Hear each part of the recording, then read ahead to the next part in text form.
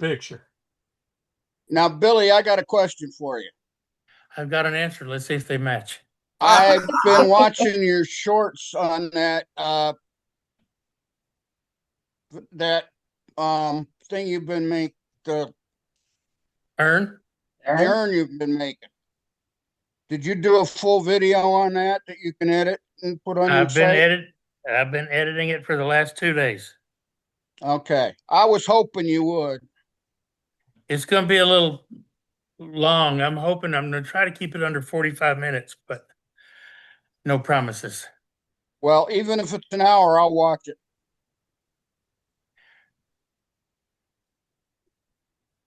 Because I know I'll learn something. But yes, I'm doing a full video. Thank you. I was hoping you would, Woody. I'll probably do a video of the small 3.5-inch keepsake urns too. Okay. I got to start on them next. That urn turned out fantastic, Billy. Yes, it did. It's beautiful. That's nice. And I keep just, when I'm looking at the level up stuff, I keep debating with myself, do I want to take the segmenting class or not? Sure you do. I'm not sure if I'm going to have the patience to do it once I get home, though. Yeah, you will. Well, that's how I started off because I didn't have a whole lot of wood Afton available. is in. I mean, some people say, I've had people say, well, I don't have the patience to do segmented stuff like that. But if you've watched the stuff that Mike Kim does, I don't have the patience to do that. This don't. I have the patience to do what he's doing. I don't. I don't have the patience for that. This doesn't take. If to me, this doesn't take patience. It's just you have to. You just have to be set up right, and it's not an overnight thing. It takes time. I took me, I think just right at or a little over 2 weeks just to do this urn. Yeah. But I was also taking my time and going slow because I didn't want to screw it up. Yeah. Well, it's very similar patience to what he's doing. It's just sort of different. So it's the same but different, yeah. Well, it's the same. Yeah. There's the same level of patience. It's just there's more math with what he's doing and concept and so on. So yeah. But the one thing about doing the segmented, if you make a mistake, you can cut it out and add it back in and nobody can tell. There you go. Yep. I'm a fan of that. Well, too. the tricky part when you have a somewhat, I'm not saying this pattern is complex, but when you have a pattern that's a little complex that you're trying to work on, getting the sequence right when you're gluing the rings together is the tricky part. I had twice I confused myself with what the pattern was supposed to look like and almost got the rings in the wrong order. So you just got to be careful. Well, my favorite part about segmenting is not dealing with end grain. Exactly. True.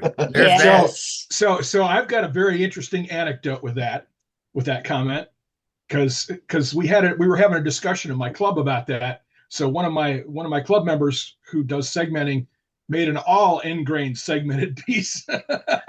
Oh, what do you want to torture himself? Oh, my goodness. He's got all kinds of time. So, he's like, well, everybody was like, oh, you shouldn't do this. And he's like, nah, I'm going to do one and I'm going to show everybody. oh my God. So he did like a, 450 piece open segmented, and it was all in green. I've been tempted. Why would he want to deal with the tear out?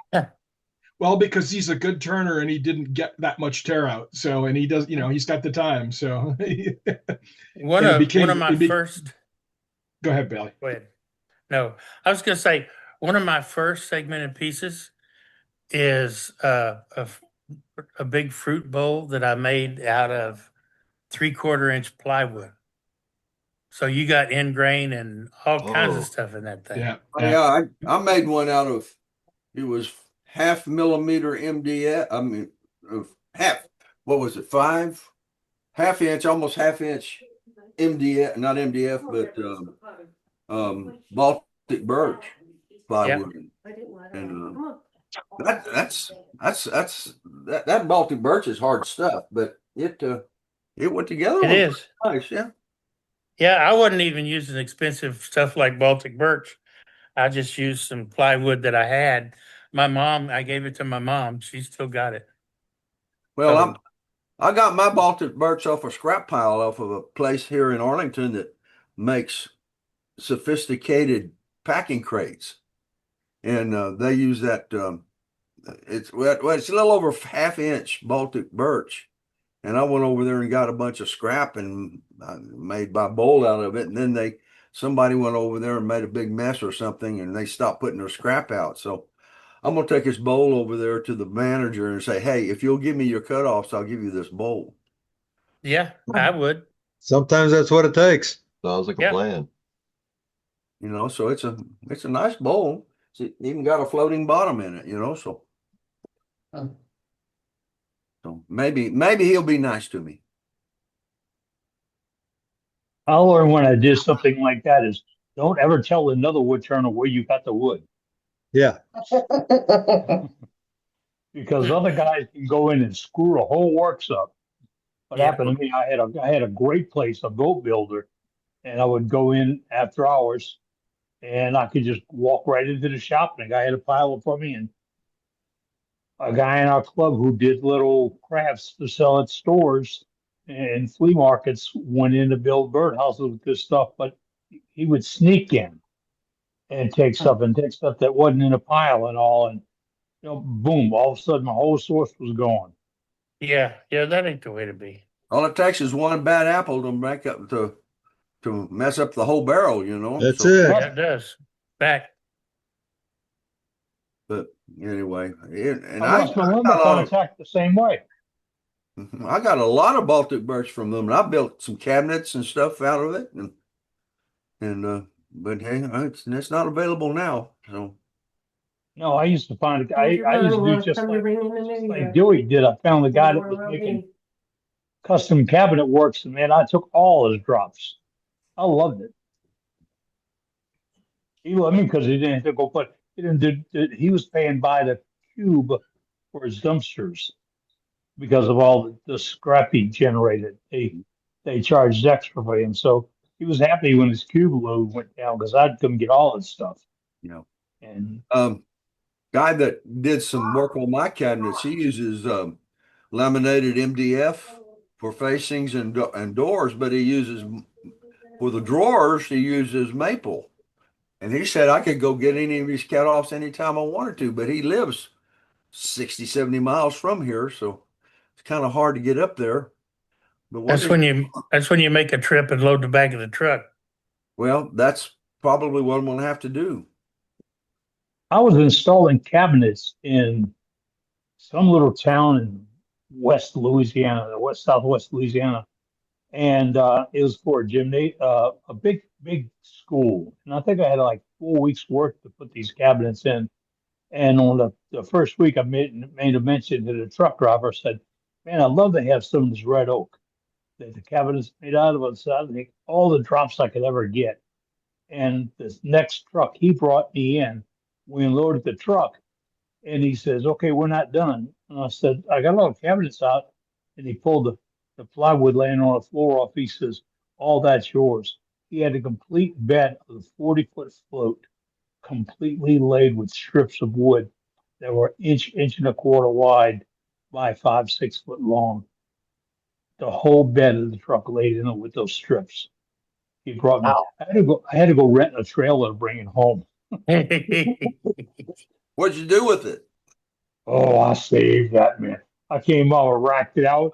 I put spaces in it and everything else. I spent more time putting that away, but it went to every single piece of it got used. I made bowls like crazy. I can imagine. And pens, That's when I first started making ink pens for the Sarge, and man, I turned out some beautiful stuff from them. And Sarge kept asking me, "Where'd you get that wood? Where'd you get the wood?" Can't talk about it, Sarge. Can't talk about it. Hey, There I was popped in. a, I was gonna, there was, you'll never, I mean, you never know when you're gonna find a good wood source. Just across the border in Indiana from Dayton is, I don't remember the name of the forester now. But they sell a lot of wood and they've got a storefront you can go in and buy the like walnut and cherry and maple and all the woods Frank that are grown Miller. up in that part of the country. It might have been Miller. I think it was. But Frank you Miller could, lumber. yeah, one of the things they had was they had pallets of oak cutoffs that were anywhere from 18 inches to 4 foot long. And they would pile this up on a 4x4 pallet and sell it. The pallet I got was 4 foot by 4 foot by 4 foot. And they sell it. I think we gave back then it was $75. So me and another guy split it because neither one of us needed that much. And I've still got a bunch of mine. And so we split it up. We unloaded that pallet into the back of our trucks. Both of our trucks were full to above the bed rails with that oak, and about half of it is quarter sawn. It's crazy. Yeah, there's some knots and some splits and some checks, but there's I mean, you never know when you're going to get it. So for $36, I get a whole truckload of wood that I can use. Come on, I was you at just never Frank know. Miller's yesterday. You just never know what you're going to find. I've never seen that. Now they have a big one of them big metal squares, that they throw all the cutoffs in. And if you buy something, you can have as much of that as you want for free. I Oh, only that's found- cool. I seen 2 little pieces that I wanted. That was about it So they've quit selling the pallets of firewood that I know of. Yeah. because it was listed as firewood. It's all kiln dried, but it was Huh. listed as firewood. They have they have a sale in January where all their pallets, all different kinds of wood, are marked, and everybody goes in and you put your number or your name on that pallet, and you buy it. You can buy like a whole truckload of basswood or cherry or I forget, anything that they've got. They've got I seen Yellow Heart over there yesterday. They only had one piece of that, but Coco Bolo, Where's this at? Wow. Indiana. What's the name of it again? Frank Miller. Frank Miller. Frank Miller. Well, I'll keep that in mind because when I move up there, I'll need a source. He's a forester that also has a lumber company. It's Yeah, the It's lumber cool. company's right next door to the little store he has. Yep. Yep. I was Okay, there so that yesterday. says Premier Hardwoods, Frank Miller Lumber, Union City, Indiana. Is that what we're talking about? Yep. Yep. Premium American Hardwoods on Frank Miller Road. Wow. Okay. Uh-huh. Yep. Yeah, I checked if you got your own road. Yeah. Well, it's curious. The closest major city to there is actually Dayton, Ohio. So he's Yeah. near the Indiana border with Ohio. He is very close to the border. Yeah. Yes. Actually, Union City is actually Union City, Indiana, and Union City, Ohio. State line goes right through Union I City. see that on the map. Okay, very cool. That's interesting. It's about 20 minutes from my house. Where you live right now? Huh? Where you live right now? Yeah. Wow.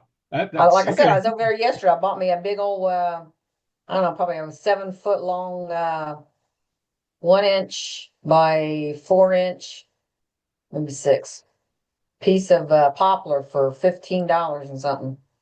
There you go. There you I go. think it was like 40 minutes from my house. Yeah, could have been.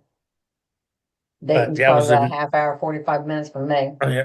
I was in Fairborn Okay, on the east side of Dayton. yeah. Well, and the short answer, I guess, is that in my area, there's at least 3 specialty lumber places that are within 45 minutes of where I live. One of them is 10 minutes from where I live. So, if you're buying wood, exotic woods, you could in any major urban area and even out in the woods around here, you can find places that are selling it. So, and it's, I mean, the hardwoods I've got available just for free on Craigslist are I haven't bought wood in like 15 years. So Wow. Yeah. Craigslist always has free trees down. Come get it. I like the ones that have these great big gnarly ones in their yard still standing. It's like, you cut it down, you can have it. It's like, no, pay the tree Yeah. killer $3,000 to drop it. yeah, well, and then you show up. That's the first thing you do is you call your club and you say, "Hey guys," and then you organize a sawmill party, and you show up there on a Saturday morning with 20 guys, half of whom who know what they're doing, and everybody gets some wood. So I have some of the walnut I've got recently in the last year came from places like that, events like that. So No, but I don't like them when you see the ads and the trees are still standing between a garage and a house. yeah, yeah. I don't do those either. I don't do them either. I killed trees my whole life, but I ain't going to do them. Speaking of sawing down trees, I want to show you a picture right quick. If you'll bear with me. We got you. We go ahead.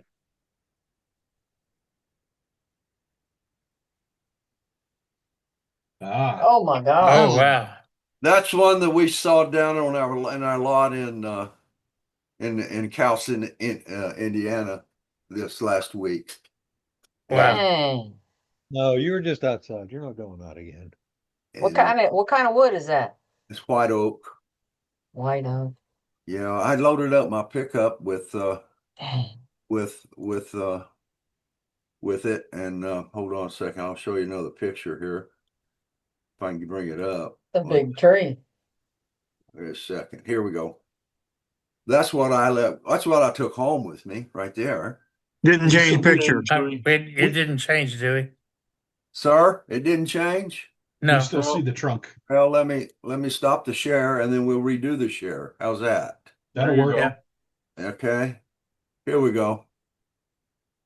Share. There it is. Nice. Oh, Nice.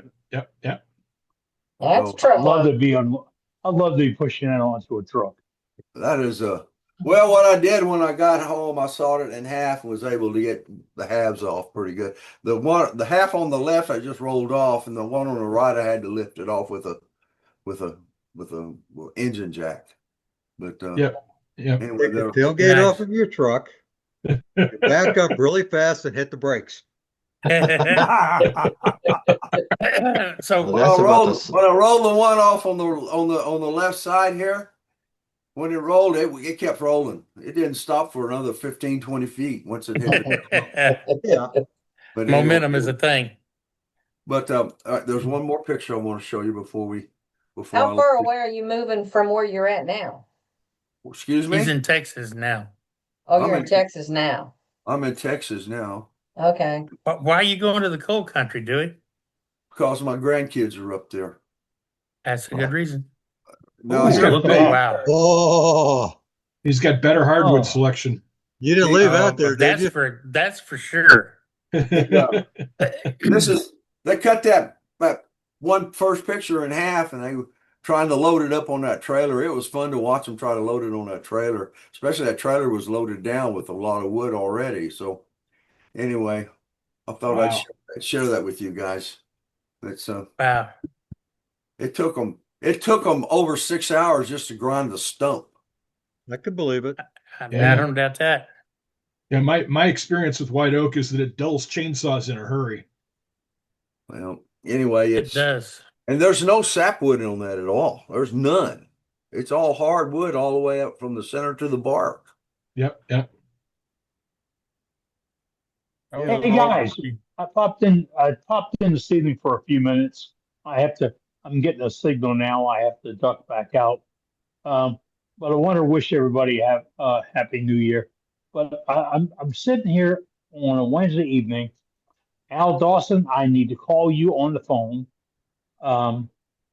because I have been told we need to talk. I don't know what that really means, Al, but we need to talk. But I've been talking with Dane a lot lately and working on a lot of things for the club. And this club's really came a long way. And although there's bumps in the road, we're rocketing down the highway. We're doing things nobody else in the world's ever thought about doing.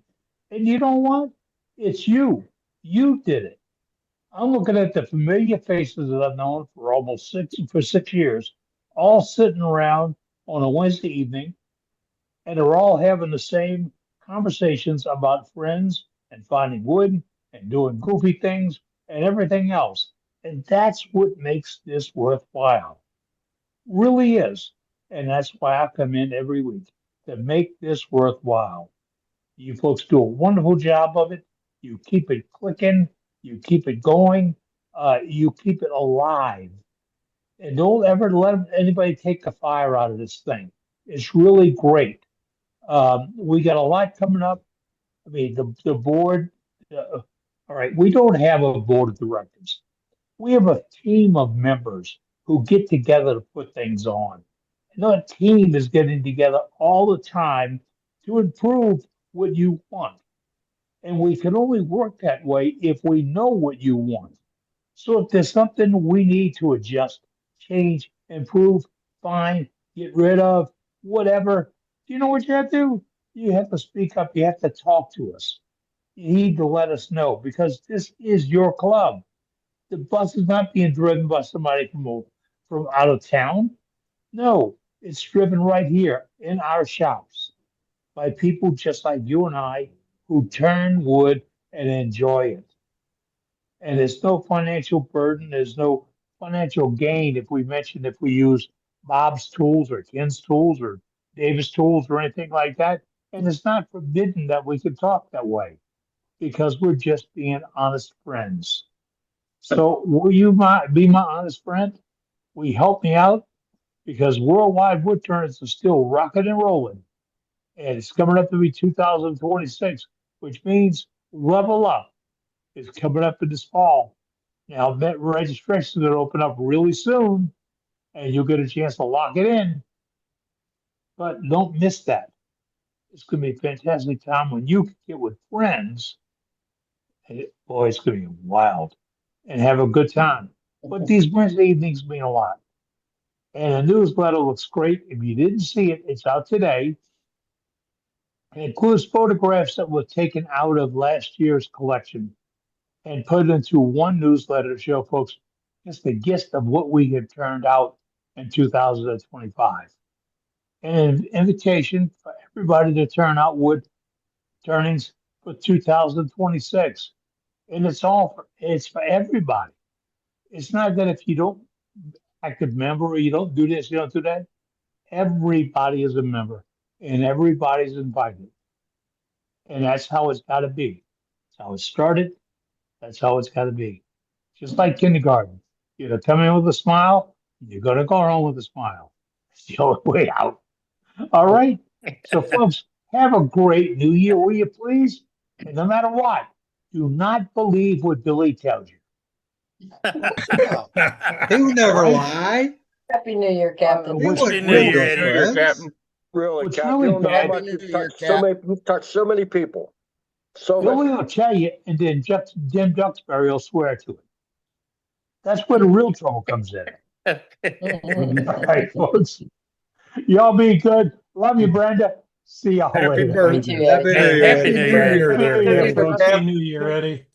Take care. Be All good. right. Be good. Bye now. Happy New Year, Captain. Definitely. Well, Matt, do we have any gallery to show? We do. You want to start off with that, or you got anything else to kick off or to say at the start? Or? Well, I guess, I'm glad everybody's here on New Year's Eve.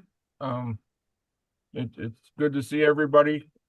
We've got 36 people sitting here that didn't have anything better to do on New Year's Eve, I guess, including Couldn't wait to myself. be here. Couldn't wait to be here New Year's Eve. There you Yeah, go. my wife said, y'all are having a meeting tonight. I said, yeah, there was a meeting Christmas Eve. I was just busy with family and didn't go. So She just shook her head like, what, y'all, you people don't have lives? We have Yeah, lives. yeah, This is we a part of it that are, this is a part of it that we choose, That's right. You're right. Our life is around Wednesday nights. Why That's sit in right. a bar Part of on our a life. Wednesday night with a bunch of people you don't like? Yeah. Or you could just tell her it's a cult and you got to go to a meeting. So There you go. And Eddie's Did the you cult leader, right? Yep. Yeah. He's the Pied Piper, right? There you go. All hail the tree. I got a weekly WA meetings we got to go to. It's going Woodturners Anonymous. Yeah, I'm Matt Harbor, and I've been a woodturner for 20 years. Yeah, there you go. it's anonymous. I'm Andy. I've been a woodturner for 10 years. I'm sorry. I'm trying Well, to It get ain't better. gonna get no better. I actually started Got any new I- Christmas things? Show those too, huh? I actually started a demo once with something like that. Hi, my name's Billy and I'm a wood turner. Just to see what kind of reaction I'd get. You'd be surprised how many people got it. I think I saw There you it. go, Matt. There's a good lead in. Let's have at it. All right. I remember that picture Captain Eddie had panhandling. We'll work for wood. Yeah. Yeah, I've seen that. Yep. Okay, well, let's wade into the gallery here. So the first one I've got on my list is Dewey. So what you got, Dewey?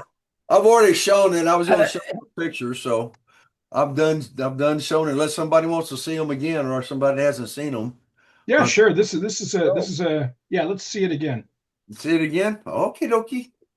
I'll show it again.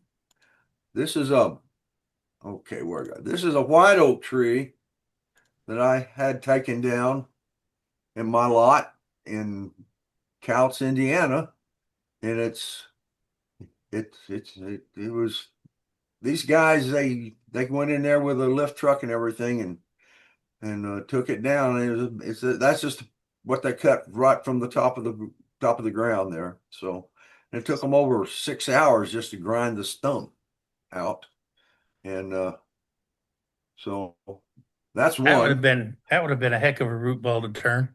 I know. If you'd have dug that out and let it dry, pressure wash it, you could mend one heck of a bowl. Yeah, and so I loaded up what I could in my pickup, and there it is right there. That's about a 24-inch, 25-inch diameter piece, and that's not the smallest piece. There's some there that's almost 3 feet in diameter. But anyway, they loaded it up with a bobcat, and it worked out pretty good. I got it home. So anyway, and let's see, one other picture I had here is where they Can I ask you a question, Dewey? So Yes. you drove from Indiana down to Texas with that in the back of your truck? yeah, I did. I Okay. didn't have any other way of getting it home. So My question is, how the hell did you get it off of your truck? oh well, that was the easy part. Here, let me put it back on. Let me put this back. Where's it at? I lost it. Oh well, heck. Oh well. Anyway, just a second. Maybe I can find it again. Where in the world are you? You could just tell us. Well, it's 5 foot long, because that's 5 foot wide, 5 foot wide bed on the truck.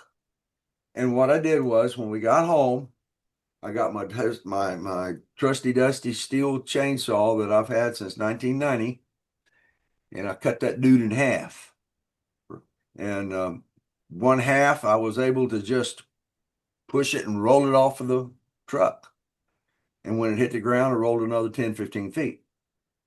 And then the other half, though, it wouldn't roll off, and I couldn't lift it because I quit taking my vitamins. And I had to get a engine hoist and hoist it off with an engine hoist and got it off that way. But Cool. Anyway, Enjoy it. well, and now I got to figure out how I'm going to cut it up. But I guess I'll just cut it up. I can get out of that. I know I can get at least 2 nice platters and 2 nice bowls out of that. Pretty nice. They're going to be big bowls, but if you're going to do turning, might as well go big. Go big or go home. Yeah, Dewey? and did you cut the pith out? Did you cut a square section of the pith out too? Yeah, what you do is you cut out each side of the pith, and then there's you still got probably 10 inches on each side of the pith that you can use to cut into spindle. Yep, I made tool handles out of the last piece of oak I did that with. So yep, that's where I was going. I know exactly You're what looking at doing any coring of your big bowls, so you're not wasting all that shavings. Well, I can borrow a coring from a fellow club member, and I can try that. I can do that, and maybe I can get another 3 or 4 bowls out of it that way. Yeah, but it's You're going to want to do that, Dewey, when it's green. Don't wait till it dries. yeah. Well, this mud's still pretty wet, even though Yep. it hadn't had any leaves on it for a few weeks. It's still pretty wet. Well, we Yeah, look forward to green seeing what for you a make while. with it. Well, I'll get around to it one of these days. There you go. We don't get in a hurry anymore. Okay, well, thanks, Dewey. Appreciate that. Oh, you're welcome. Anytime. Thank Yep. you. So next up is Billy, who says he's got something to show us. Oh my goodness. All right. Some of you have seen bits and pieces of it, but this is the urn I just finished making. That's nice. So nice. Thank you. Beautiful. It's double diamond pattern. The outside diamond, the bigger diamond, is white ash. The inner diamond also kind of looks like white ash, but it's actually red oak. And it will darken over time. How many? And all the rest of it is African mahogany. How many segments? What is it? 793. Hold on. Mhm. I can tell you real quick. I got to calculate it. If we guess, Billy, will you make us one? 324. Just 324 just from this ring to this ring. And then there's the bottom, which is a solid piece. And I engraved the bottom of it. Yeah. And I put a box elder burl. You can see some of the flame. Put a box elder burl inlay in the lid. This is also African mahogany. Would you be so And kind as to open it up? Say again? I said, would you be so kind as to do what you're doing right now? Oh yeah, I planned on it. So the inside of the lid just looks like this. I used the brass rings from Carl Jacobson. And so that's what the top of it looks like. And the inside, well, you can see that Oh down my there. God. That's shiny. Do you use Heck epoxy yeah. on it? Is that epoxy on it? What I did was on the bottom was 3/4 inch thick. So I basically turned a 1/4 inch long tenon and I turned it the size I rounded the inside of this bottom ring and I left the tenon that size. And for flexibility's sake, because one of the reasons that a lot of times you don't want to use a solid piece of wood at the bottom of a segmented piece is because the wood moves differently and it'll separate. Well, epoxy is somewhat flexible. So I actually epoxied this bottom ring into, or the disc into this bottom ring. And then I poured, that's why you see some shiny in there. I poured a little bit more epoxy down in the bottom, not much, but the walls are shiny too. Before I glued them together, I turned it in halves. I turned it from up to about here. And then I turned this down and married them together. But the seam on the inside is spot on. I was worried about maybe having glue out to deal with in there, but I didn't. I mean, squeeze out from the glue. But the inside of this is coated with 2 liberal coats of oil-based polyurethane to seal it. And so that's what she looks like. Wow. And You're going to do a demo on that, you say? no, but I'm filming it. It'll be on my YouTube channel. Oh, okay. Is that for somebody that So- you know personally, Bill? It is a young lady I met when she was 2 years old. My wife and I didn't have kids at the time, and I worked with her dad up in Alaska at Elmendorf Air Force Base. And she took a shine to me for one reason or another. She couldn't say Billy, so she called me her Bullo. And it wasn't just Bullo, it was my Bullo. That's what she called me. She was just a darling little thing. And when she was about 50, she had a liver disease and her liver failed, and she had to have a transplant. And this past June, her body had rejected the transplant, and this past June she passed. And her mother contacted me and asked me if I made urns, and I said no. And she said, "Can you?" And I said yes. And she asked me if I would make one for Jaylene. So that's who this is for. And I've got to make 4 keepsake urns to go with it. They won't have the same pattern, but they will have a pattern in them. Are you going to And engrave her name on it, you think? I did in the bottom. On the bottom, okay. Yeah. And, I engraved, well, if I can hold it still, Yeah, there for you my go. Jaylene,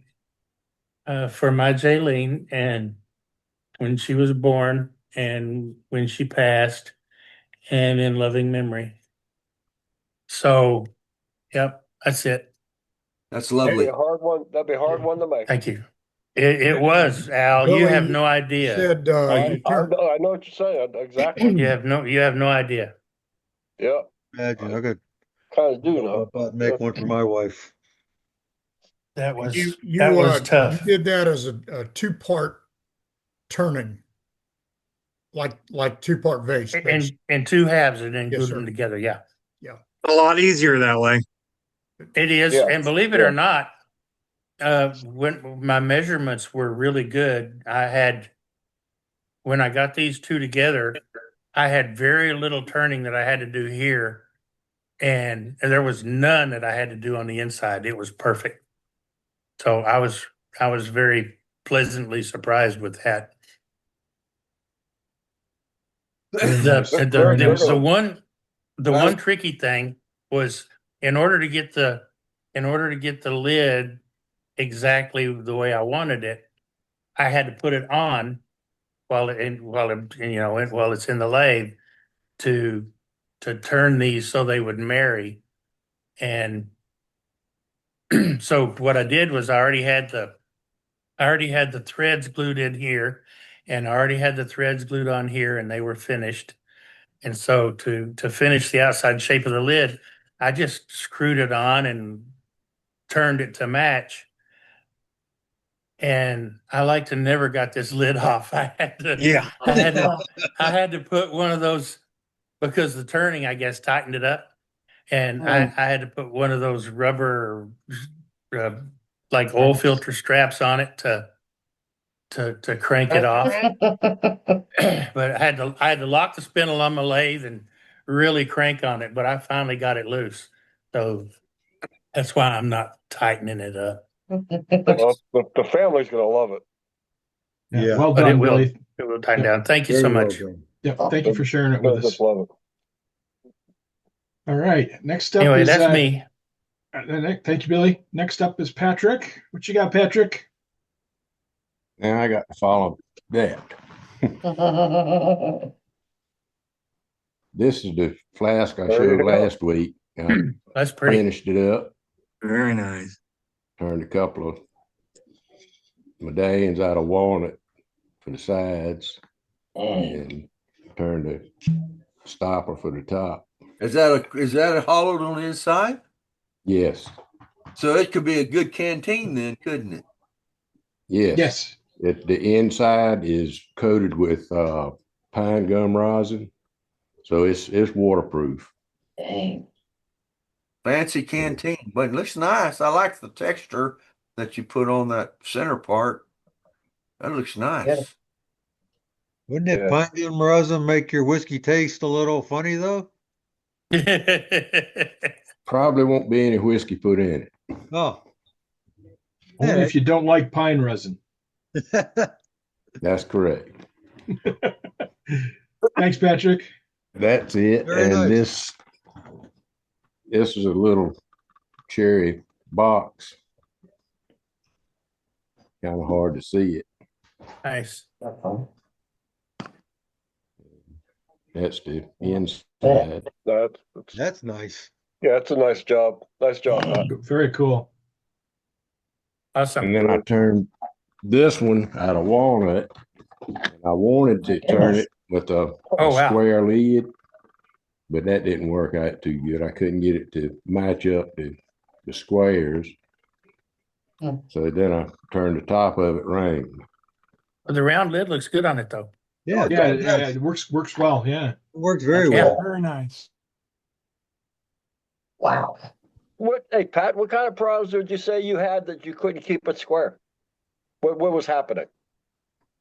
It's hard to keep both pieces exactly centered to get the Okay. square to match up on the sides. Mm-hmm. And I even Okay. sanded trying to get them to match up.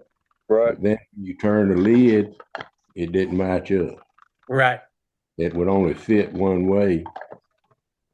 And I just got tired of messing with it and decided to turn around top for it. Yeah. No, very Pretty good. effective. It looks Yeah, great. Yeah, I like shape it. a lot. It looks very nice. I like that idea. Well, Yeah. thank you. And last but not least, another piece of cherry, a little Oh small. my God. Oh, that's beautiful. Mhm. Dang. Could be a platter or a shallow bowl, either one. Nice. Pretty. That How is big nice. is that, Pat? How big is that? It's 13 and a half inches. Mhm. It's pretty. Nice But chunk I of wood love too. this cherry. It could be. Yeah. It could be a wall. It could be a wall mount too. It could be something set on a shelf on horizontal. Be a lot of things. You can put a Beautiful. stand with it. Yep. Yeah, Be a look lot of nice things you can do on with a that. stand. Yeah, Yeah. definitely. It's gorgeous. Very nice, Patrick. Especially that medallion in the middle really makes it stand out. Yeah. Almost like wall art instead of a bowl. Yep. One of these days I'll get the hang of using my spiraling tool. Maybe. That's easy.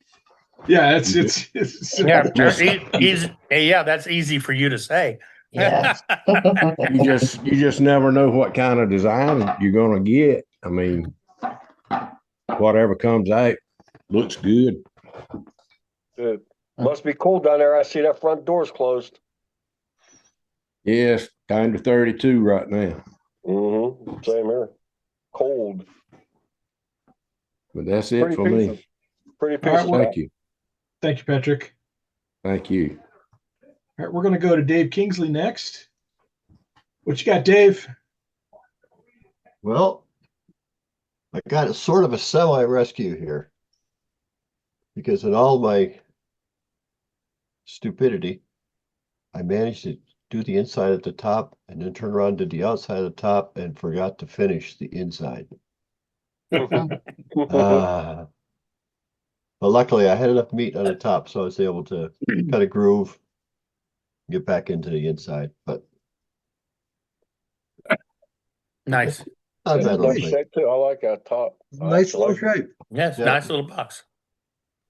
I like that. And then I was playing with a concept idea of this as an inside kind of a bevel here and sort of like that, because what I want to do, of course, I'll have to do it much bigger. So I'm thinking about making some honey pots. Oh, And Yeah. so I wanted it to be able to sort of nest. And then I would have to drill it out because lately I've been making a pile of these things. mhm. There's a local store that sells honey. And apparently people don't hang on to these. They must toss them out because I have a Yes. constant supply of, hey Dave, we're out of honey dippers. We need more. Well, Which it's is hard, fine. hard to argue with for you. that. Yeah, yeah. Good Yeah. for you. Yeah, Well, really. I don't really make a whole lot of money with them, but they're friends, so. Yeah. But that's it for me You for make this enough to week. feed the habit. I mean, the hobby. Yeah, well, Thanks, Dave. basically, I'm able to Hey, Dave. I'm able to cover the dowel that I buy for the things. As I cheat, I start with a dowel. See, works for me. Closet rod. Whatever works. Yeah, the ones I did this time, some of them are maple, some of them are poplar, so. We'll see. I'm sure the Gangs people of fun. buying them don't particularly care. So No, they nice don't work. care. Yeah, nice work. So have a great new year, everybody. You too. Same to you, Dave. You too, Dave. Same to you. We're gonna go to Al next. Well, what I was planning on showing you, I said, keep me till the end, but I gave up. So I'm only gonna show you one thing out of the two that I was trying to make for the day. Here's a goblet with a Captive ring. ring. I don't know what kind of wood it is. I kind of liked it. Yeah. And It's finished too. what's that? It's a nice finish. Yeah, it's just polyurethane. It came out pretty nice stuff. And I've been trying to finish this little goofy thing here. Let's see, it's gonna be. I was making an avocado. And I was gonna split it. And have the seed in it, But here all my Forster bits are dull, and I was sharpening them and I wasn't getting it right. And I said, well, just the hell with it. I'm just gonna sit down and have a beer and talk with everybody. But maybe I'll get together next week and I'll have a seed in there. And I'll have it. I have a black on it, and I'll have a green. I'll have a green dye on it next week, and just go from there. No, okay, now you got me. I want to apologize first of all to Jim. Jim, here's your what you showed last week, and it's one piece, and I knew it was one piece, but here, in my defense, I've lived with this problem all my life. I'm Italian, and I have a problem that my mouth opens up and speaks before my brain tells it what to say. So I said, I didn't know it was one piece. I mean, I know it was two pieces, but I knew it was one piece. And That's okay. It works. It works. hey, now, if I think what the demo is going to be tonight, this is going to have some conversation. Tonight. So we're going to wait till later on, and it's a great idea. Actually, it's a great idea. This here, by doing this, now all the time, usually I go and I put my stuff center to center, and I don't usually hit this on anything. I just put it on, I put my piece in, and I squeeze it together. No, actually, what I'm probably doing is I'm probably messing up my bearings because I'm pushing horizontally. And that might, I mean, the bearings are good for this way, but not to be smashed that way. So I think this is a good idea, actually, to use something like this more often. I think it might, take care or maybe, eliminate maybe a problem down the road with the bearings inside of your headstock and your tailstock, but it's I don't worry about that. I just put it where I want it, but you didn't do it right. You're supposed to screw that in the other end and then saw it off. What part? What do you mean? You're supposed to put the nipple that goes down. You're supposed to screw that into the other end of the T. No, and then you are Italian, aren't you? Anyway, I'm married to one. I'm married to one. Okay. So what I do you can tell. say? Never What do you mind, say? it can't be done. It's impossible. It can't be done. What are you saying? You're taking that piece, that nipple there. This one. Yeah. And screw Yes. it into the other end of the T. Yeah, here. No, into the other end of the T. Yeah. Well, then there. So yeah. And tighten it down and then saw it off. Well, I can, I guess. I mean, what's the difference going to be? It gives you more striking area so you don't screw up the end of it. Wait a minute. Are you Italian too? Bottom line, Al, is he's got threaded bits in both ends of the T. So he's got the bar Right, like you've got. I could cut it right here and put it over here. Yeah, you could. Yeah, that's what he's talking about. But I figure I could just smack the hell out of that. You see this? You see the end of this? Nope. All I see is me. Hang on, Jim. Oh, I got him. I got him. Okay. Okay, Jim, go ahead. am I on that? Yeah, That's Matt. no.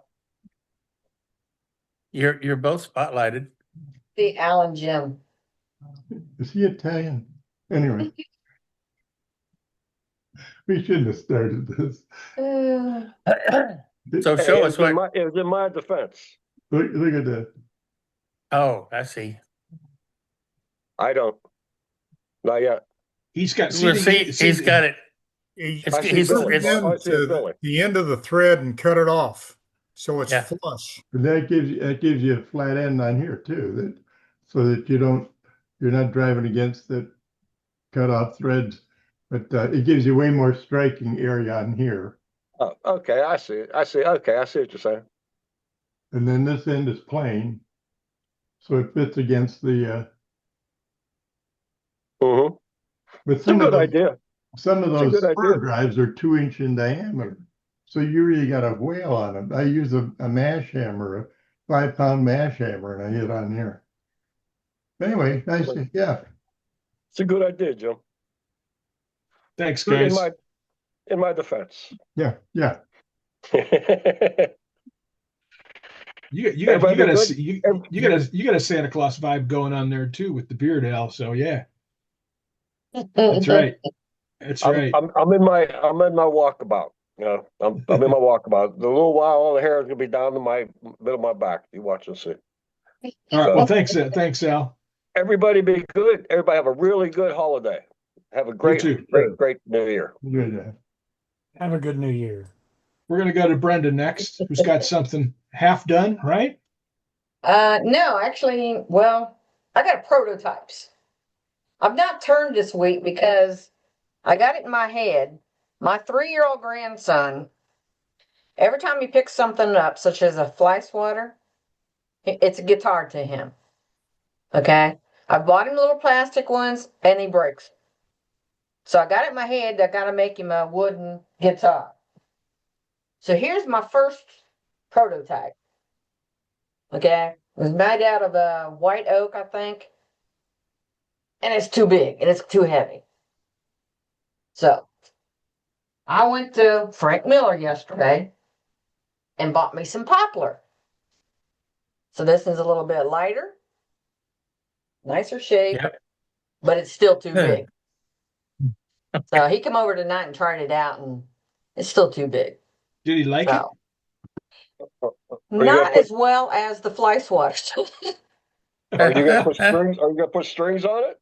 Well, I've been thinking about that. I'm thinking I'm gonna dig out a trench here, and then put a board in here, so I can put strings across it.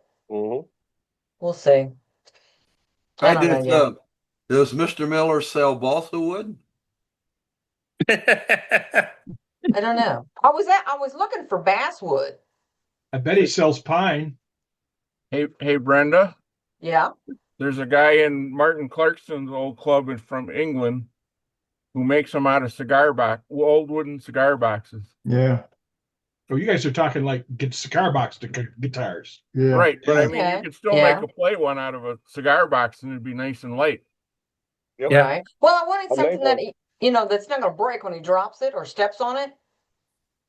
Yeah, cigar Well, you boxes could- are kind of only fragile. being three. Yeah. Only being three. Yeah, only being three. Yeah. He's went through 3 or 4 of them in the last couple months. Concrete blocks. So I think you're that's on what the I've been right. distracted with. I think What- you're on what- the right track. Brenda, why don't you hollow out the back of that? I was just Make gonna it say the same thing. concaved in the Well, back I and will lighten it cut up. it down. This is almost an inch thick, and I will run it through the drum sander a few more times. But if you And actually, hollow I'm kind the, of thinking about maybe angling Do the you have back, a router? there you go. maybe Curve making the it more back like so it's a later. If you have a router, Brenda, you're golden. Just like Scott was saying, hollow out the back of that and then just put another thin board over the top. Quarter inch Exactly. plywood Exactly. and Exactly. you're tracking. Yep. Same thing with your fretboard there, yeah, strings on. Route use out the that and router. put a piece of 3/4 inch in there with some nails or pins or whatever. You Yeah. box it in, and that you got I something. figured wood glue, but yeah, it's been keeping me up at night. Yep. When I get something like this in my head, I gotta see what I can do with it. All right. Well, good But- luck, Brenda. Yeah, that's all for me. All right, we're going to go to Bob, who's got something partial also to show. Thing. Now, can you hear me, guys? Yes. Uh-huh. Yes. Hey, Bob. Hey, how you doing? Hey, I found this thing on Facebook. And, Oh, that's Mike Sem also. yeah, decided to try it, and it was an interesting project. I enjoyed doing it. You had to glue it all up, of course, and make a jig to hold it. It's like Captain Eddie always said: if you can hold it, you can turn it. Right? Right. There's not a lot of, you turn this. I made a little template to get this curve right, so every one of them would have the same curve.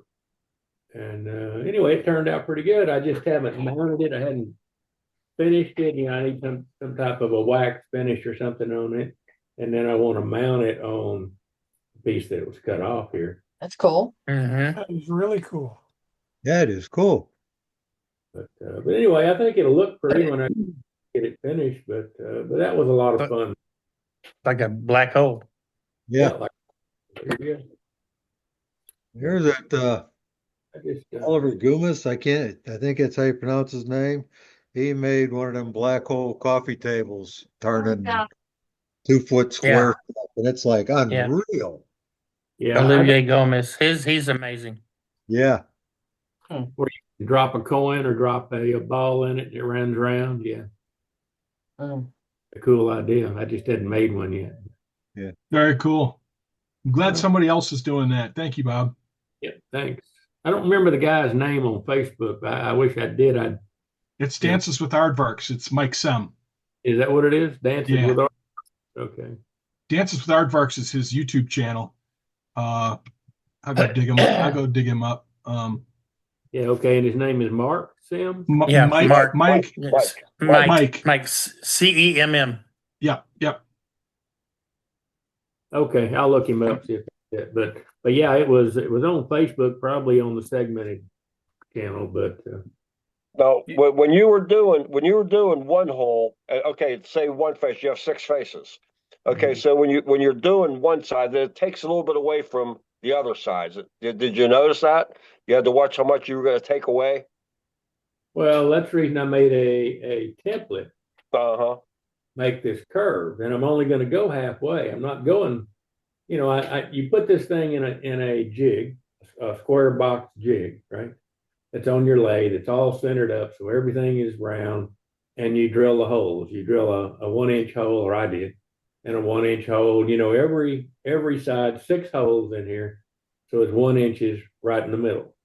And while he's still in this box, this square box around it, and because it sticks out so far, I made a rim around the end of that box that I could use a steady rest on.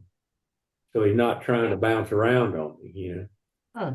No. Anyway, so then you start curving it in, start cutting on the edge and going in with it, and you use your template. You put your template up here every time. The template is a 4-inch diameter, and you're only taking a quarter of it out of a piece of paneling or something, and use that for a template. So you get this rounded curve the same on every side, but you got to turn it 6 times to get all the sides here. But anyway, it was an interesting project, and I think it's going to turn out real good. I agree. How'd you get the circular inlays? The circular Inlays. What? There's circular inlays right there. What? What? That was easy. Lamination trickery. That's right. Oh, I see. Yeah. I see. Through the other one. I see. Okay. So you're Actually, Italian. You know, Must be a vortex is actually a mathematical formula. It's aerodynamical, a real vortex. Yeah. Anyway. So if you guys are interested, I put Mike Sem's videos in the chat. Okay. There's no math in this. It's just you just glue it up in squares. That's the only math is to cut each one of these squares. You know, so you glue them all up. But they were cut out a 1/2 inch one direction and 5/8 the other, because once you glue up each one of these plates right here, there's 6 plates, right? So once you get those glued up with the spacers in between each one of these things, and it's 5 inches long to start out with, and then you can sand each surface and get it down to the 1/2 inch, so it looks like it's a 1/2 inch by 1/2 inch. But anyway, it worked out good, and I had fun doing it. I just Very cool. Get it mounted back on this thing right here, so it'll stand up here. Yeah. Wow. Now that kind of glue up takes more patience than doing a segmented piece. There's a lot. No, I don't know that that's true, but because it really wasn't that hard to do. I mean, you just got to think about it. You end up with a stick. Each one of these walnut sticks is 5 inches long, 1/2 inch one direction, 5/8 the other, and 5 inches long. And then you glue them up into a flat plate, 6 of them. Anyway, it was fun. It looks like fun. Yeah. Very cool, Bob. Thanks for sharing that. Very nice. Nice. Really enjoy the segment and stuff too. Okay, next up is Tim. What you got, Tim? Well, first off, Happy New Year, everybody. Happy New Year. A couple months ago, going on 2 months ago, I had a little art show there in my hometown, Bastrop, and I had a lady approach me and ask me if I wanted some free pecan wood. That's a picture of the tree. That tree was over 200 years old. All the lower branches there, I ended up getting. I filled up a 16-foot flatbed trailer, one row deep, and that wood's anywhere from, I think the smallest piece was about 12 inches in diameter. The biggest piece is about 18 inches in diameter. Anyway, So I got all that wood, brought it home, and decided, I need to start cutting it and maybe finally getting into my one-way coring system. Yay! After it's been sitting on the shelf for how long, right? Since I got it for Christmas 2 years ago. Um, the thing with the one-way is obviously it goes down into the post and then you adjust it. Well, you adjust it by there's a screw in here, and the bottom of that is 10 mil, and it's 1.5 thread is what the diameter of it is. Well, the base that I got was for a 16-inch lathe because I've got the 2014 and I got the 16-inch depth bed extension. Well, it's not very long. You put that one-way extension on there, or I'm sorry, you put the Powermatic lathe extension on there, and it only gives you a little bit of room. Well, when you're turning something, like this, and this is 11 inches wide, 6 inches deep, and that's just one half of this that I cored, and this one is actually 13. When I was cutting that other one on the bandsaw, I screwed up. I put it on my bandsaw jig, and my jig was not stable for some reason. And as I made my circle and started to complete the circle, it started going inside the circle again, and I lost a doggone inch all the way around. But anyway, the point I'm trying to make on that is that 16-inch one-way setup. If you set it up on the 14-inch lathe and you don't have the doggone screw in the bottom of it, the knives will sit right around 2 mil right above center. So just like a scraper. And I was dinking around with it. I thought, if worse comes to worse, I can always plug up the hole and grind that down a little bit and make it work. Well, I didn't have to grind down any. Anyway, so I made some cores. The smallest one, that's like maybe about 5-inch. It's not very deep, but instead of wasting all those shavings, I just made a nice little core out of this one here. It's about 9-inch, and it's about, I'd say about 2 inches deep. And this one here is 13 inches, and it's about 3.5 inches deep. So first time playing with the coring, really had a good time with it. Some of the things I learned about it, is obviously the one-way cutter that they give you. It's got about a 3/8 inch diameter in here. The cutter head itself only, it only cuts right in here, but this edge, that's the whole width of the bar and everything going in there. So that's going to need to be sharpened up a little. I did buy some AZ carbide tips. I just need to dig them out of the drawer and put them in, and looks like I'll be doing some coring for a while here. But anyway, that's what I got. Cool. Anybody got any suggestions, or anybody use the one-way a whole lot and have any input that they want to pass on to me about it? Looks like you're on your own. Looks like those folks didn't attend tonight. I've heard one thing, Tim, is to introduce it real slow and real light. Yeah. Now, and of course, you got to move that guide finger in with it as you're doing it and clear your chips. It worked out real well, though. I was surprised and impressed I was thinking I was a little too high at 2 mil, and that was both with the 9-inch cutter and the 11.5-inch cutter. I thought maybe I was going to be just a little too high and not get it to go, but you can see where I got down to almost the center. I was getting a little nervous, so I went ahead and broke it out early. But that's going to turn off, and actually I was able to turn the tenon on the back of that, so I'm going to be able to hold this and did the same thing. One thing for those folks that are thinking about it, when doing it though, say you're coring, so you core this this piece out and you popped it out, that fits on the inside there, right? You reverse it, and now you find your center on that, flatten that out, find your center, and now you can either make a lidded box out of it if you want to, if you didn't go as drastic as I did, or just put your new tenon so you're ready to turn the next thing. And I did the same thing on the next one.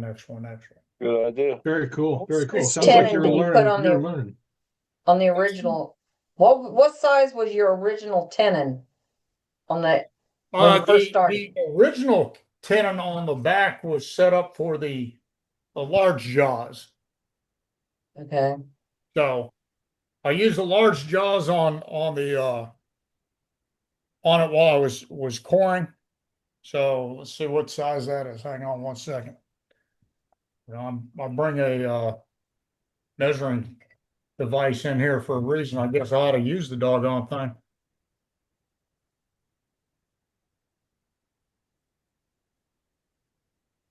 So that looks like this tenon on here is about 3 1/4 inches. And the bowl was, what did you say, 6? And the bowl is 11? getting at right now it's 12 1/2. Okay. I did start off with about 13 1/2 inch blank, which barely fit on that 14-inch, lathe bed, but was able to get that turned down. So anyway, that's what I got going on over here. Like I said, I've got a truckload of wood. Some of that pecan is coming up there to SWAT with me, or not SWAT, friggin' level up. So I'll be having some pecan blanks and stuff that'll be out of 200-plus-year-old trees. So if anybody should any of that when we come up there in September. So. How much pecan can I get for maple? I'm gonna start making deals. Let's make some jokes already. Yeah. Just bring what you got, Alan. Everybody else will do the same, and we'll figure it out. No, I was talking to somebody the other day that we could go and have a bidding war on our meeting. For how much pecan can I get for some walnut? How much walnut can I get for some maple? And just enjoy it. We got 9 more months to go. Yeah, just shoot me a message, Al, and we'll make sure we get some goofing brought with up you. there. I'm just goofing, trying to make fun of the night. But the nice thing was I got a burl off that tree that's 24 inches wide, and it's got to be at least 18 inches deep. Bringing that with you to level up. No, that one's not coming up with it. Now you had to buy a bigger lathe for that one. Yeah, I did. I had to make a quick little trip to Arizona last weekend or week before last. So I took down a piece of juniper/cedar down to Dane. I gave him about a 5-foot log, I guess, and then a chunk of that pecan. So see what he turns out of that stuff. Nice. Anywho, that's what's happening here. Wish everybody a happy new year, and we'll see you next year. Absolutely. Same to you, Yeah. Tim. Say again? Same to you. Yeah, thank you. Thank you, And, Tim. and the last person on my list here, Roger, says he's got a question.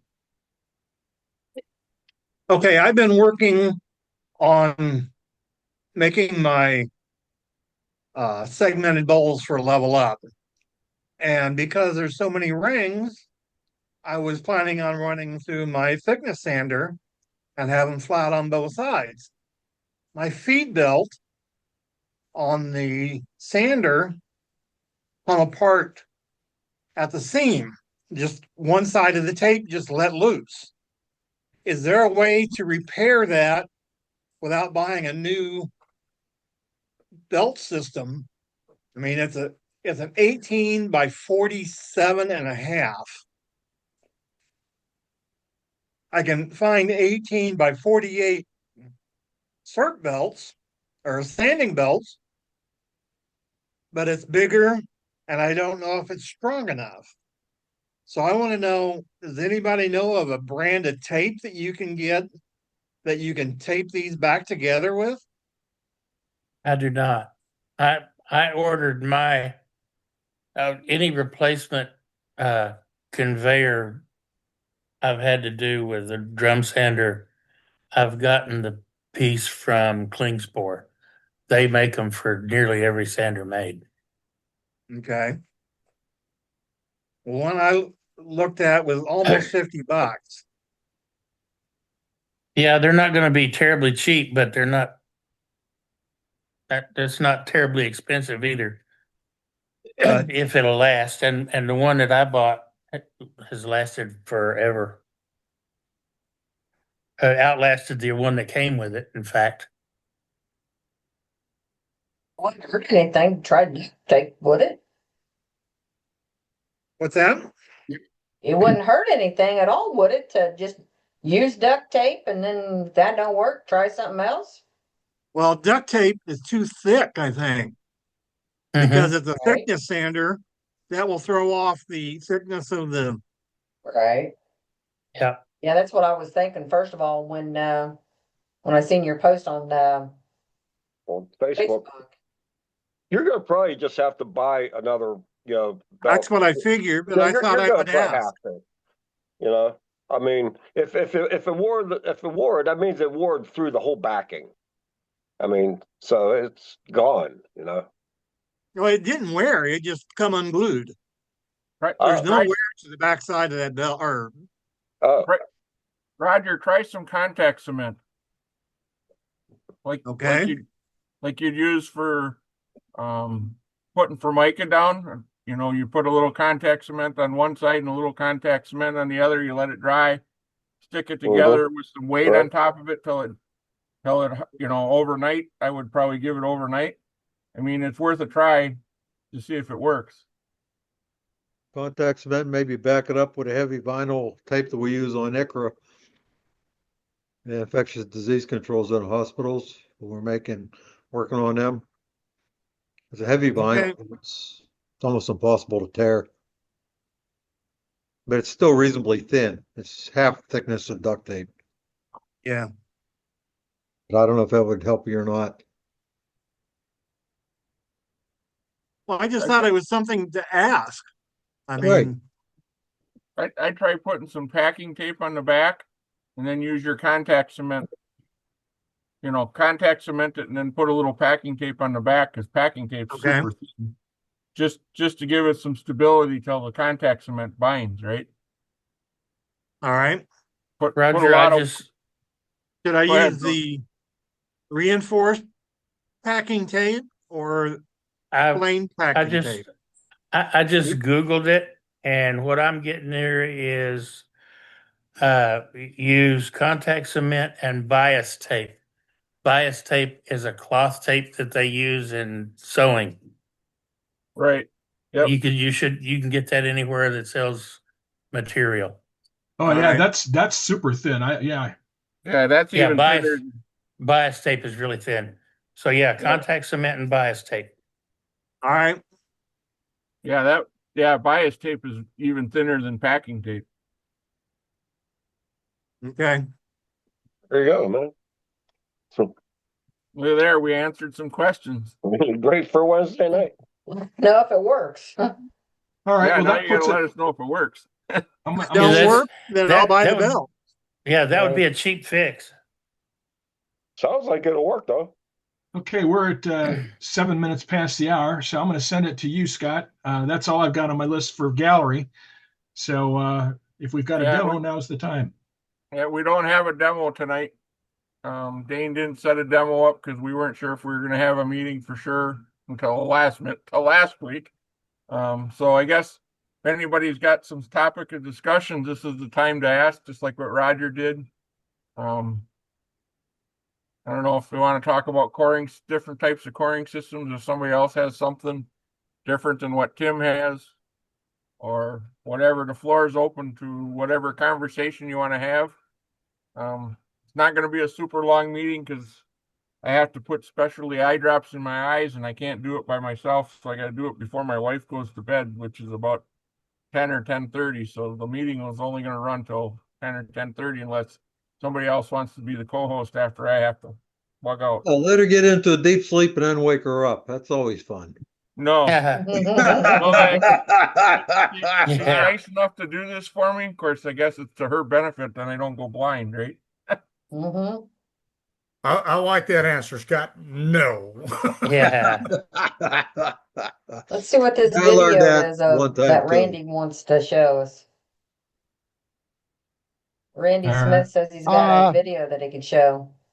Go ahead, Yes, give Randy. me a moment here to start it up. Um,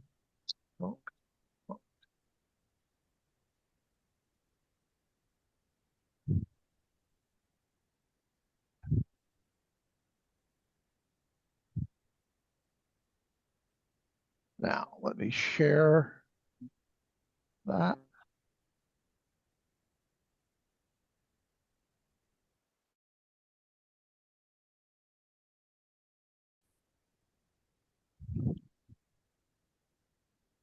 See a big tree. This was a very large black walnut tree.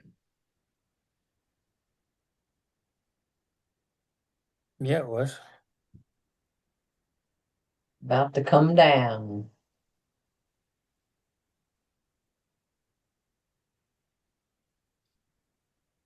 When that tree hit the ground shook.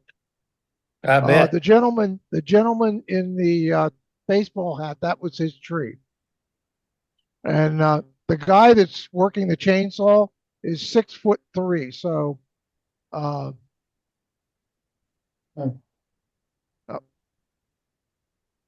the guy that was working the chainsaw was 6'3".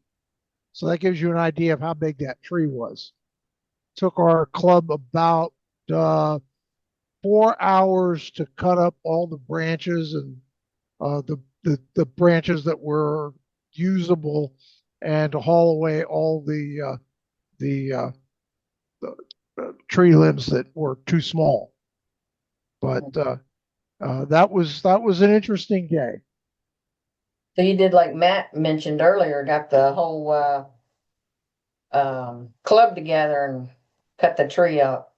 Good Yep. idea. Yep. That was in Annville in Pennsylvania, near Lancaster. We also one time got together. I don't have any pictures of that, but here's an idea for everyone who wants to collect wood.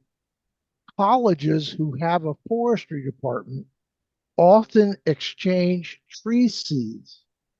And if they don't use the seeds, they often have a tree lot that they just scatter the seeds out and let the trees grow. The F&M College, which is here in Lancaster, Pennsylvania, had a large tree lot that they did that with. And they had cherry, they had orange, Osage orange, they had walnut, they had black walnut, all kinds of trees, and they were building a new building. So somebody who in our club who had an in with F&M College persuaded them to cut down the trees, but not to chip them up, to let them lay. And so we got permission to go in there and collect all of these tree trunks. They were already down. All we had to do was cut them up. I got a piece of cherry that is side grain, and it's about 28 inches in diameter and about 4 or 5 inches thick. And I have 2 of them yet. So that's an idea for anybody who has a college nearby that has a forestry department. That's all I have. But on that note, our high schools here in Wisconsin usually have some forestry program. Our tech college does. They're always looking for places to get recycled wood. They'd rather not chip it. They either sell it as firewood or you can contact them and they'll actually, sometimes they'll even deliver it for you in small chunks. Wow. So don't be afraid to try some of those places. Tree Service, I'm friends with a tree service guy when he gets into walnut or cherry or odd things. You know, I usually don't get maple or pine, things like that. They sell for firewood. Red oak they sell for firewood, but they get into cottonwoods or we have hopa trees here, which is a type of crab apple tree that gets real big. That they'll come and drop it off every now and then. I'll have by my fence, I'll have 4-foot logs of whatever they cut that day, just so it doesn't go in the landfill or go, get chipped up into something they realize that it has some value. So don't be afraid to contact some of those people. It doesn't even need to be a forestry department. It could be an ag tech, that has that in its envelope, so yeah. The other thing I know a friend of mine does is he talks to loggers who are out doing logging for the county or different public lands, and he'll leave you the butts off the logs. And he'll tell you where they are, and then you can go to the local county forester, and a lot of times they'll give you a permit to go in and get those butts, that are laying on the ground already after they've logged off an area. So that's another place to check too. Yeah, I don't know that I need a permit. I just follow the guys around and ask them for wood. Well, it's all right if you know the logger a lot of times will let you do it on their permit. But here in Wisconsin on national forest land and state land, you can actually get a wood cutting permit where you can go in and cut anything that's dead or down. Yeah. And that's how a lot of people get their firewood. And the permit's free. It's just all it is you're signing a waiver saying you're not holding the state or the federal government liable if you cut your leg off with a chainsaw, Yeah. That's all it is. It's just Yeah, you're right. You gotta cover Bring your their butt. if you're in the national forest or the state forest Yep. and so on. Yeah, absolutely right. Yeah. And those permits are free. So I mean, doesn't cost you anything. I just learned this winter that you can go on state land here in Wisconsin. You can go get a permit to cut pine boughs to make Christmas tree wreaths. They allow you to cut pine boughs off of certain types of trees on state land to make pine boughs or wreaths for Christmas. Cool. Kind of cool. Yeah, I don't think that'll work in PA because all their hunting regulations say state game lands, no cutting flowers, no cutting anything, no pulling weeds. It's a big nana. But if you find a national forest, I know the national forest lets you do it. All of them. You just got to find the right forestry department to get the permit, right? Yep. Yeah, I've had county sheriffs help me load 6-foot cherry logs into the back of my vehicle too. So Wow. Here in Texas, if you follow the tree trimmers, people are going out and trimming trees and cutting them down. They'll cut them for you, load them up for you, and they don't want those big trunks. It's too much trouble. Yeah, it's a lot of work. And it saves them the fees at the dump. Yeah. To chip them up, but yeah, they just soon give it to you. So anyway, they will cut it for you. You tell them what length you want and what piece you want, and they'll put it on the trailer for you. You don't have to do anything. Yeah, because a lot of times they pay to get rid of that if they're taking it to a waste site. Sure. Right? Yeah. Yes, they do here. They have to pay to take it to the dump. Yep, they do here too. Yeah, and there's lots of other places like that. Like anybody who's got any property that's doing a public function on property. For instance, there's a gun club nearby that's got a bunch of woods that they have an archery course, an archery golf course through the woods, and it's got to be cleared every year. And I got some wonderful cherry out of there too. So it's I was the only guy in the crew with the chainsaw. So anybody who's got any kind of grounds, even golf courses, they've got to clear their wood somehow. They got to put it somewhere. Right. And most of the time they pay to get rid of it. A friend of mine's son just started a tree trimming business, and that's where I'm getting I got ample supply now. He just drops it off when it's something good. Yeah. If I can keep it away from his dad, because his dad's a wood turner too, so we kind of have to share. Yep. And one of the games you play is if you get some free wood from somebody, make them a bowl or something, make them a vase Yeah. and take it to them for free. And they'll remember you forever. So, Yep. it's, That's especially true with the tree trimmers. yeah. And the tree trimmers are a great source. So I got two guys in my area and they both have tree lots and they're not the same place, So, and what they do is they just throw it out there. And when they've got some time, they chop it up into firewood, or they'll sell the logs to somebody there are guys who travel around and buy big, long, straight logs, for fence posts or whatever they're making from them. But they have a tree lot that's got all the trees that they cut up that they can't, rather than spending money to take it somewhere, they just dump it on their tree lot. And you want to go over there and pick a bunch of wood out, they're happy to have you do it because it's less work for them. Right. Yep. For sure. Hey, you gotta get to know those people, I've even gone over and I've seen the neighbor cutting trees down, and I had one cut a nice big beautiful maple down this summer, and went over and said, "Hey, what are you going to do with the wood?" "I'm just going to haul it to the dump." I says, "Well, can I take some of it?" He says, "Take as much as you want, because then I don't have to haul it." So for Christmas, I made him a bowl and took a bowl over to him. He was happier, and they remember that, and then they tell their friends, "Hey, this guy collects wood." Then you got more sources, right? And look what he made for me out of some of the wood I gave him. And Yeah, exactly. Hey guys, Al says he can do a demonstration for a yo-yo for us right now. All right. Al, to show us do a demo on a yo-yo. I'd say yes. Yes. Sounds like a plan.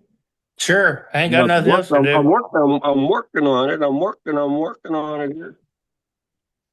Hey, Al. Come on, Al. What are you waiting on? I went in the house to change my clothes, and I have a 3-inch block there. Hopefully, can you see everything? Yeah.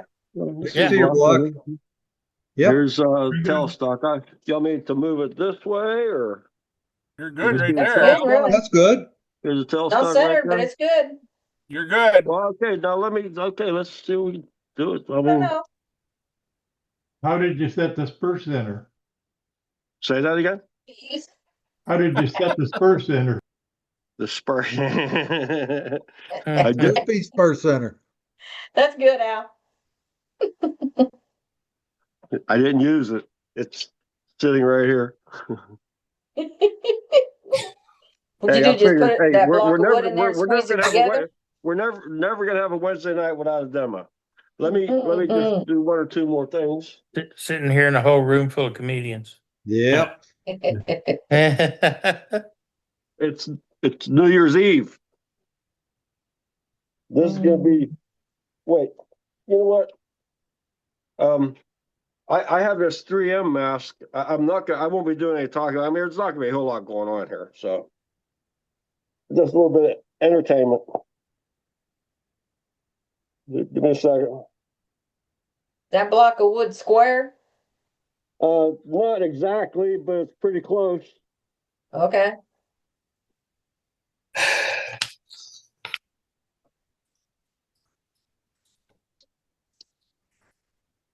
One second.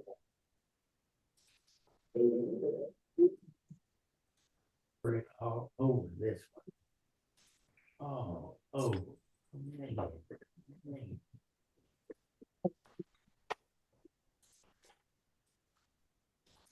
Hey, is everybody ready? You betcha. Yes, sir. Start the turning.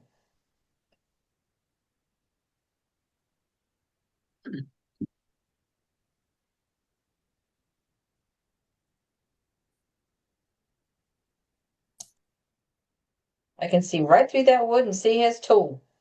Yep.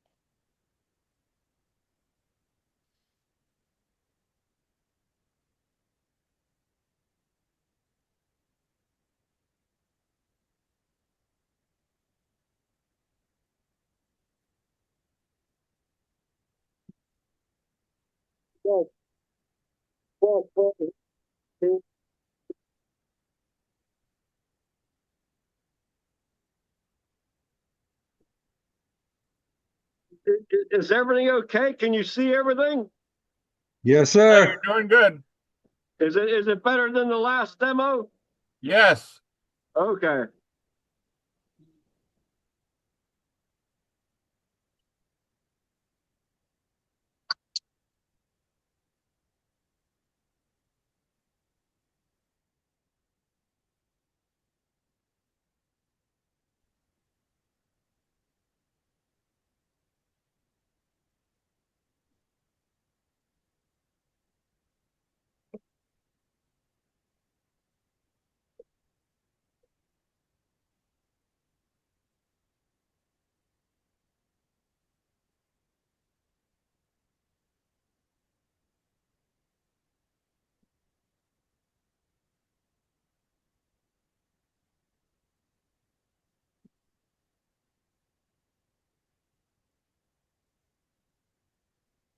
Let's take both sides down here, but quite a bit actually.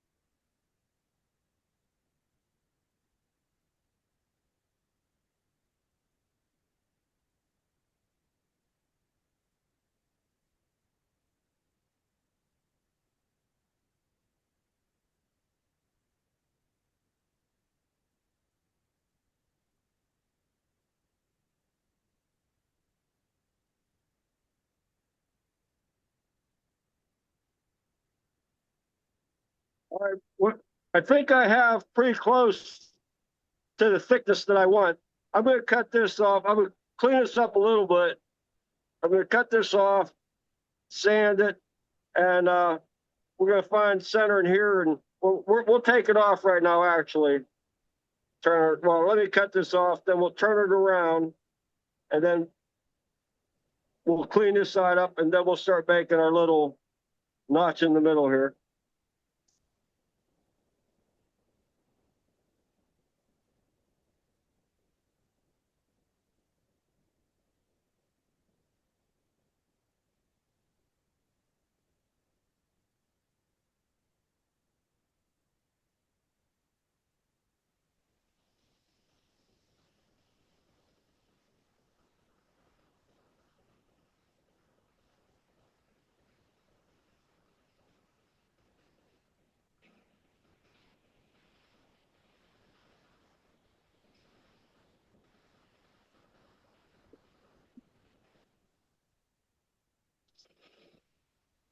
Al? Uh-oh.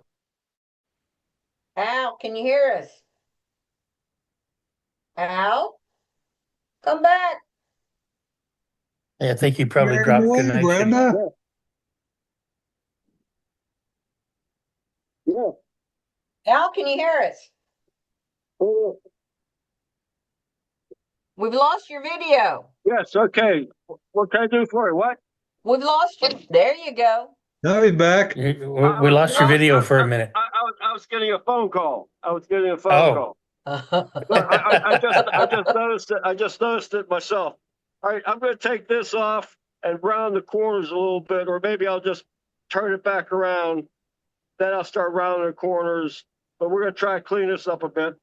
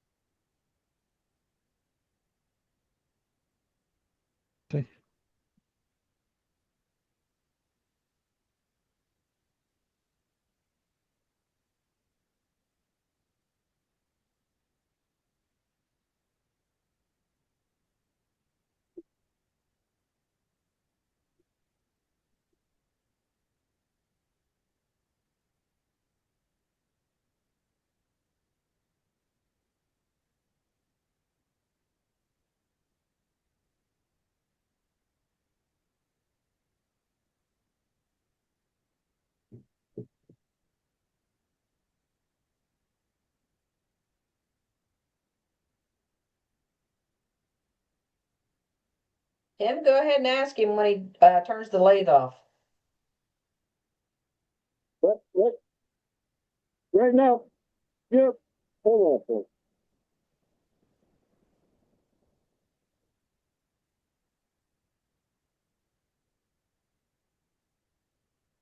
Right now, I have this 3M mask, and I'm going to go. I was going to just sand it and then flip it over. Is there a question? I heard Brenda. Yeah, Tim wants to know what the grind is on your bowl gouge. 55 degrees. That's what the question was. Thanks, Al. Thank you, Al. I'll do a little bit of sanding right now, and then I'll take this off, and then we'll flip it around.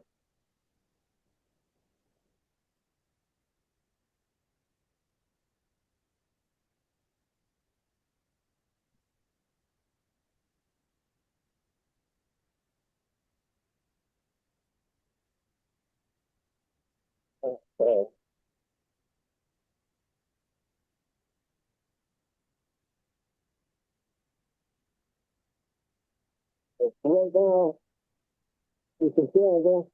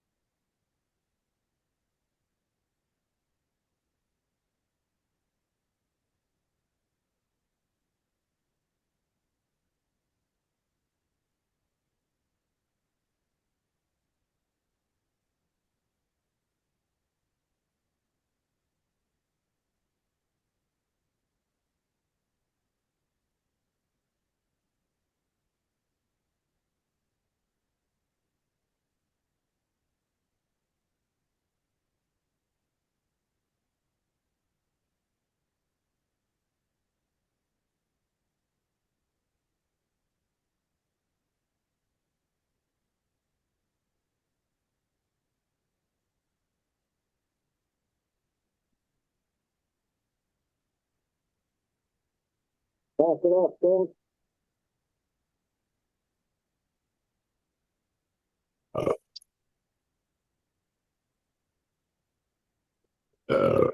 Part of the center part. Oh, it looks like it's right about there. Close to there.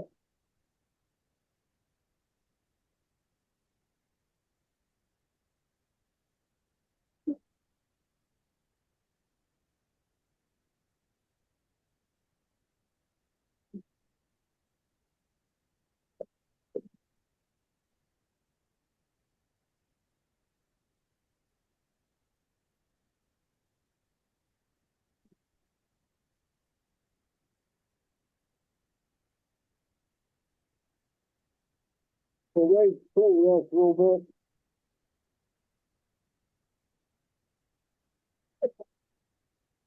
bit. So,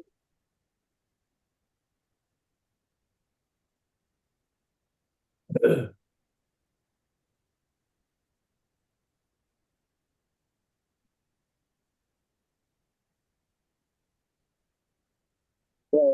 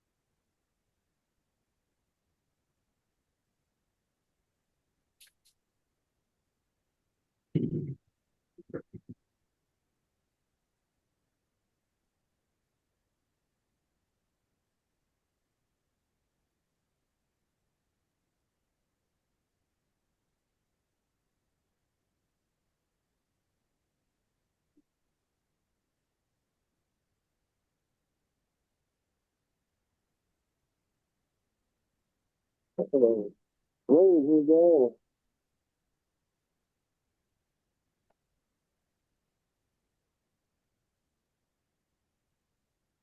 The cooler is pulled out.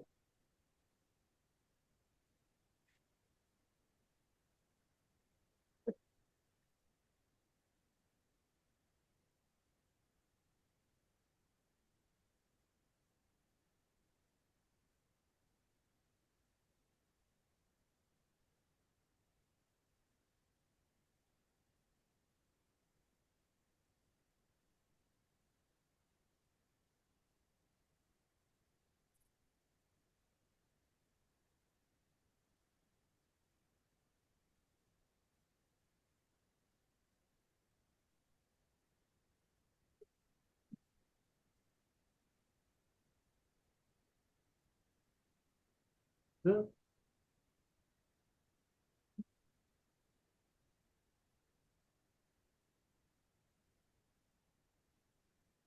Did you say you do tricks? Can you do a trick for them? Huh? Can you do a trick for them? You can? Ooh. Ooh.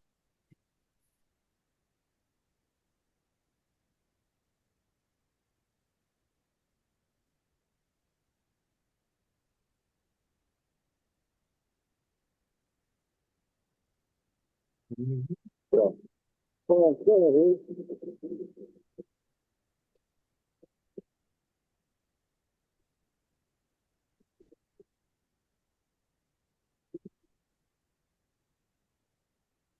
Yeah, gotta be still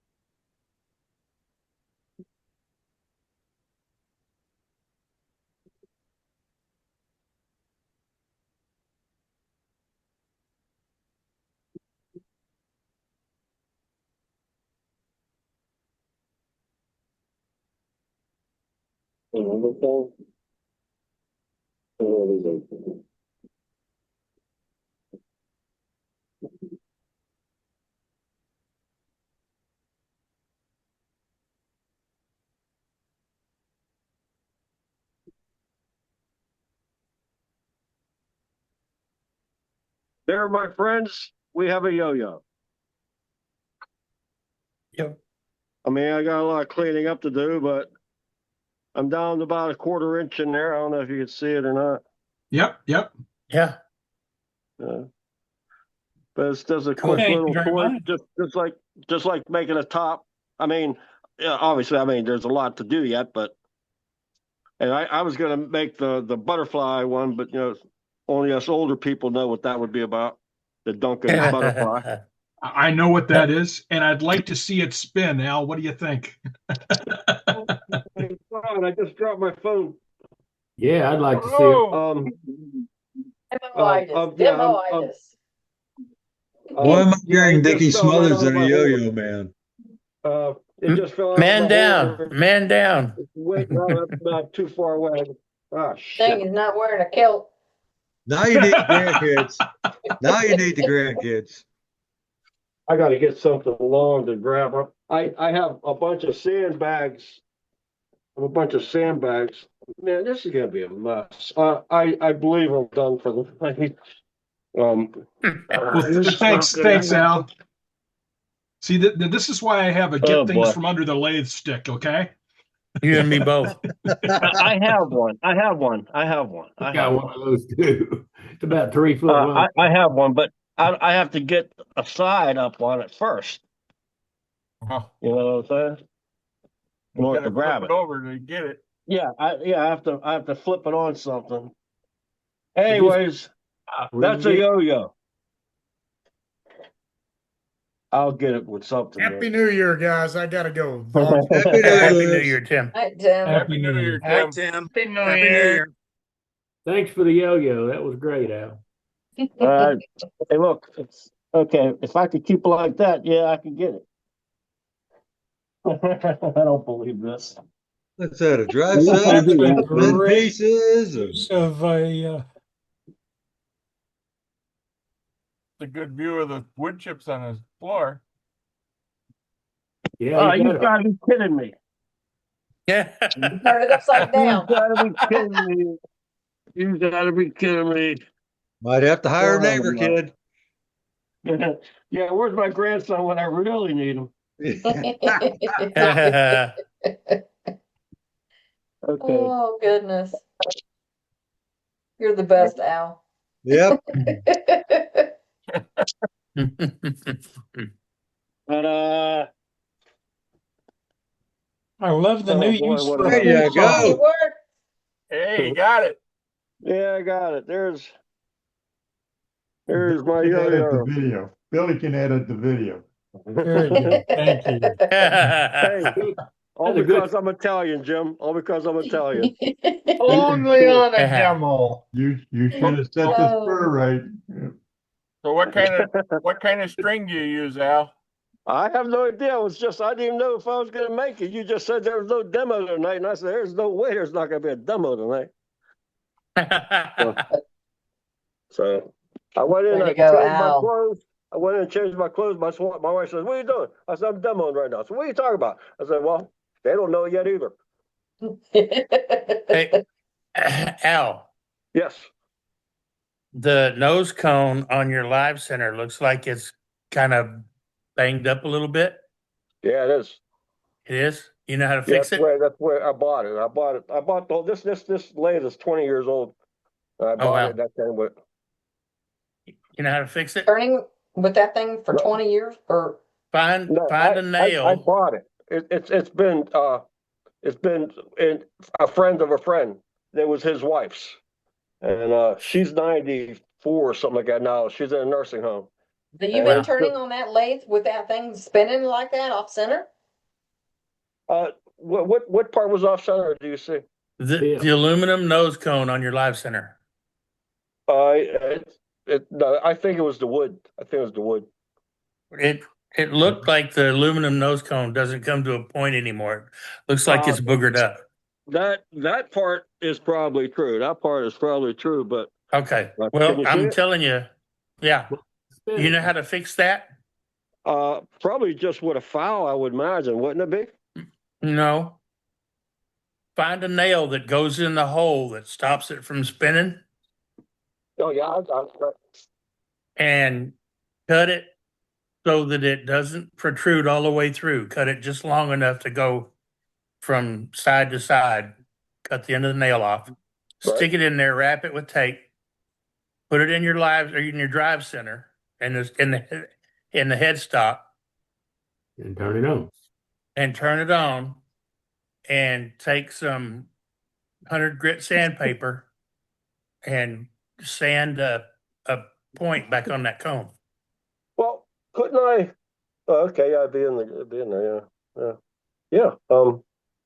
And that should help with your wobble.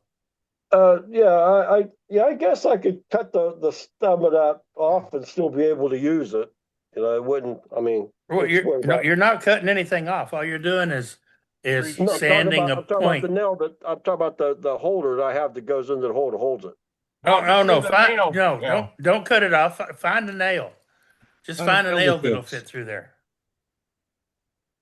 Oh, okay. Yeah, I Surely can you do got that. nails. Yeah. Just find a nail.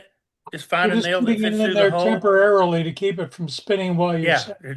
Cut the taking nail it off. back out. Cut the nail off flush. Wrap it with tape so that it don't get you, and so that it doesn't fall out. Right.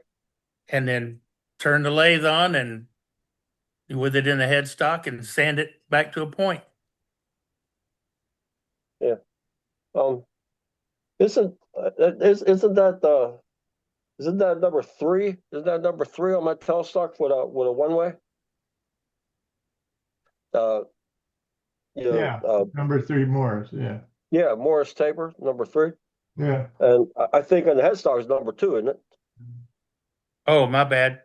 Yes, Yeah. yes, that's correct. Yes, Yeah, one way has got a number 2 in the headstock and a number 3 MT in the tailstock. That's correct. Right. Never mind then. Well, you can buy it. Hey, no, there's a lot of thank you. But Al, you can buy an adapter to adapt a number 3 to a number 2. True. You just take the cone and chuck it in a headstock into a jaw of a I chuck. was thinking of that. Yeah, you can because do that too. I have a brand new one-way live center from my old lathe, and I was going to get an adapter. I was going to do that, but anyway, good ideas, and I hope everybody has a really good next year, New Year. So everybody have a good time. Same to you, Al. I don't want a new year. I want a slightly used one from like 2013. I don't want a new year. I want a slightly used one. Like You want to go back to 2013? Okay. That would be It was a better year for me than this year. How about 1985? That'd be all right. God. There you go. No, I don't want to. No, I don't want to live the 80s again. I never survived. 1970 worked for me. I never survived the 80s again. Amen. I think 85. I just met the old lady. 84, 85. When I knew I wasn't going to Vietnam, that was the best year I ever had for a while. That's for sure. Can't even remember it. All I know is I wouldn't survive the 80s again. Thanks, Al, for stepping Thank up you, and Al. doing the demo. Yeah. No, really. Appreciate it. Thank you, Al. That was great. Wednesday means a lot to me, guys. It means a lot to me. So everybody have a good time. You too. All right. Thank All you. right. Everybody be good. Anybody else got anything new to show? Got nobody else on my list, but I'm certainly willing to open the floor. So nobody's officially said they've got anything to show. Come on, Well, Al, you all of a didn't have sudden much give time us to a turn anything. demonstration. Somebody can step up and show something that they've made this week or recently or. I'd like to see that yo-yo on a string and see how it works. Yeah, Jim- what kind of, isn't there I remember, I mean, like I said, that was 70 years ago. No, I mean, 60 years ago, I guess. Isn't there a certain loop that you have to put on those? I remember. Well, I mean, Yeah, I've made them work just tying it, but Yeah, usually but there is a way to tie them, and I can't remember what it is. I remember that. That's all I We'll have remember. to Google it. And the only string I think of around here is probably just Fishing probably line. something for when I would do cement work, maybe cement work or something. That's I have rough stuff like that. But anyway. That, All right, that, well, thanks. That twisted string would work. The masonry string would work for a string for that yo-yo. Yeah, it's got to be twisted. Okay. Yeah. Well, I've got tons of that. So. All right. Well, thanks, Al, very much. Thank you, Al. Everybody be good. Yep, we're gonna go to Joe because he says he could show something just in case. What you got, Joe? Close your eyes. I met a lady in New Hampshire, and she's a wood burner, and she's got a deal where what she wants is like you to make 2 bowls, send them to her raw, and then she will burn them and send you one back to keep for free, and then she keeps the other one and sells it. You can do whatever you want with yours, of course. Well, I had a buddy of mine that is into herbs, I guess you'd call them.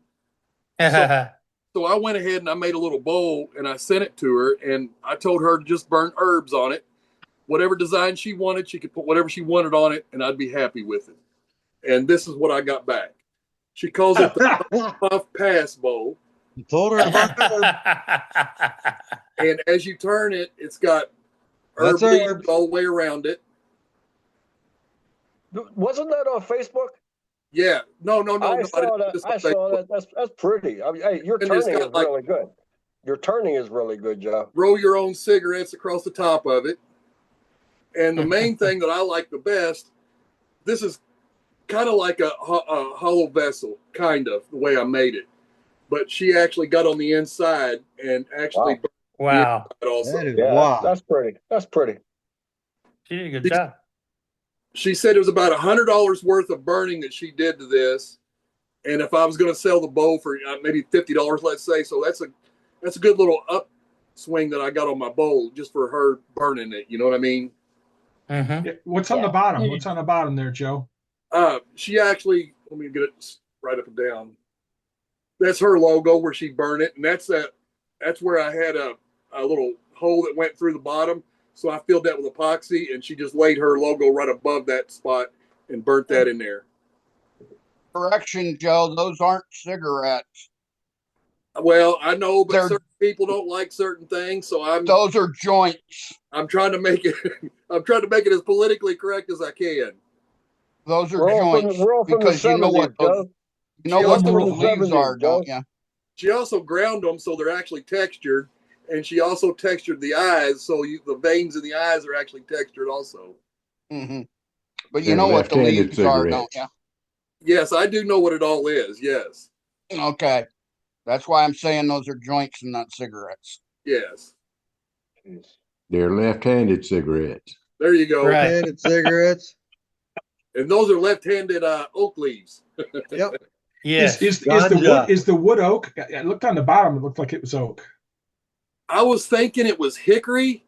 Oh, maybe you're right about that. But I'm not here. I didn't mean to throw it at you guys, but I was thinking it was hickory. It was a piece of firewood that I got out of that I get sent over to me to put in my stove to burn, and I just picked it up and seen it look kind of cool, so I just made a little bowl out of it one night.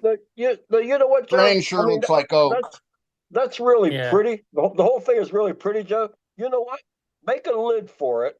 Make a lid for it, and it'll be a stash box, and that'll go for $150.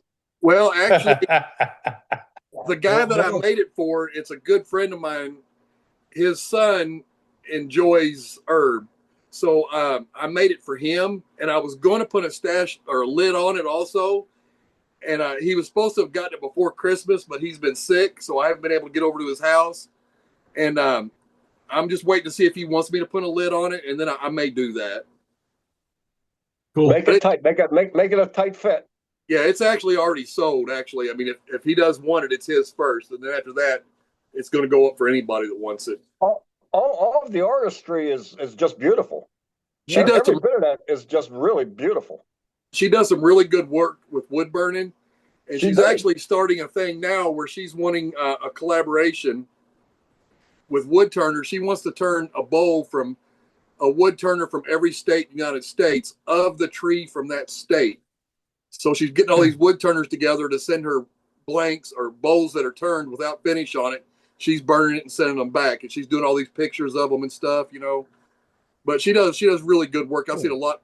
She's got one bowl that's kind of shaped like mine, but a little bit taller, and it actually has like a dragon eye, and it's like all the scales around it, and on the other side is the other eye, and it looks really good. She's a really good artist. Wow.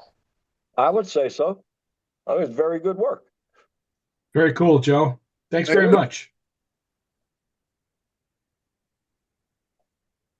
All right, can we go to the next person, Joe? Yeah, I think he's done, Matt. Okay. All right. Yeah, that's all I had. Sorry. So Victor had some stuff to sell, so it's up to you, Victor. Alrighty, yeah, I just got back home just a little bit ago. I caught the very tail end of the demo. We were at a friend's house for dinner, and I thought, wait a minute, I got some things I can show. Just had to get into the chat and let you know. So we'll start with a little red oak ball. These things still have the finish. They've got finish on it, but I've got to buff it out. And for the first time in a long time, I burned some lines on this one. Got just a little bit of the bark left here. Nice. It's just a chunk of red oak. Has a little knot in the bottom. And kind of really smoothed out the foot there. Very nice. Oh, yeah. So then we'll drift away from oak for a little bit and have about a 9-inch black locust bowl. It also has a knot in the bottom. That's pretty. That's Got an gorgeous. eyeball in the middle. And a goose. Just I left a little rim on the edge and finished off the bottom about the same way as I did that oak bowl. With nice, just a rounded off foot. Sweet. Then I have how big is this thing? Where's my? Yeah, about 11 and a half. Well, it's about 11 and a half one way, about 11 3/8 the other, and it needs buffed out good. It's a red oak platter. Oh my! With the funky wood angles, which is really a pain in the ass, because the way it came up, you got all this open end grain coming up through here, and it was hell to sand out.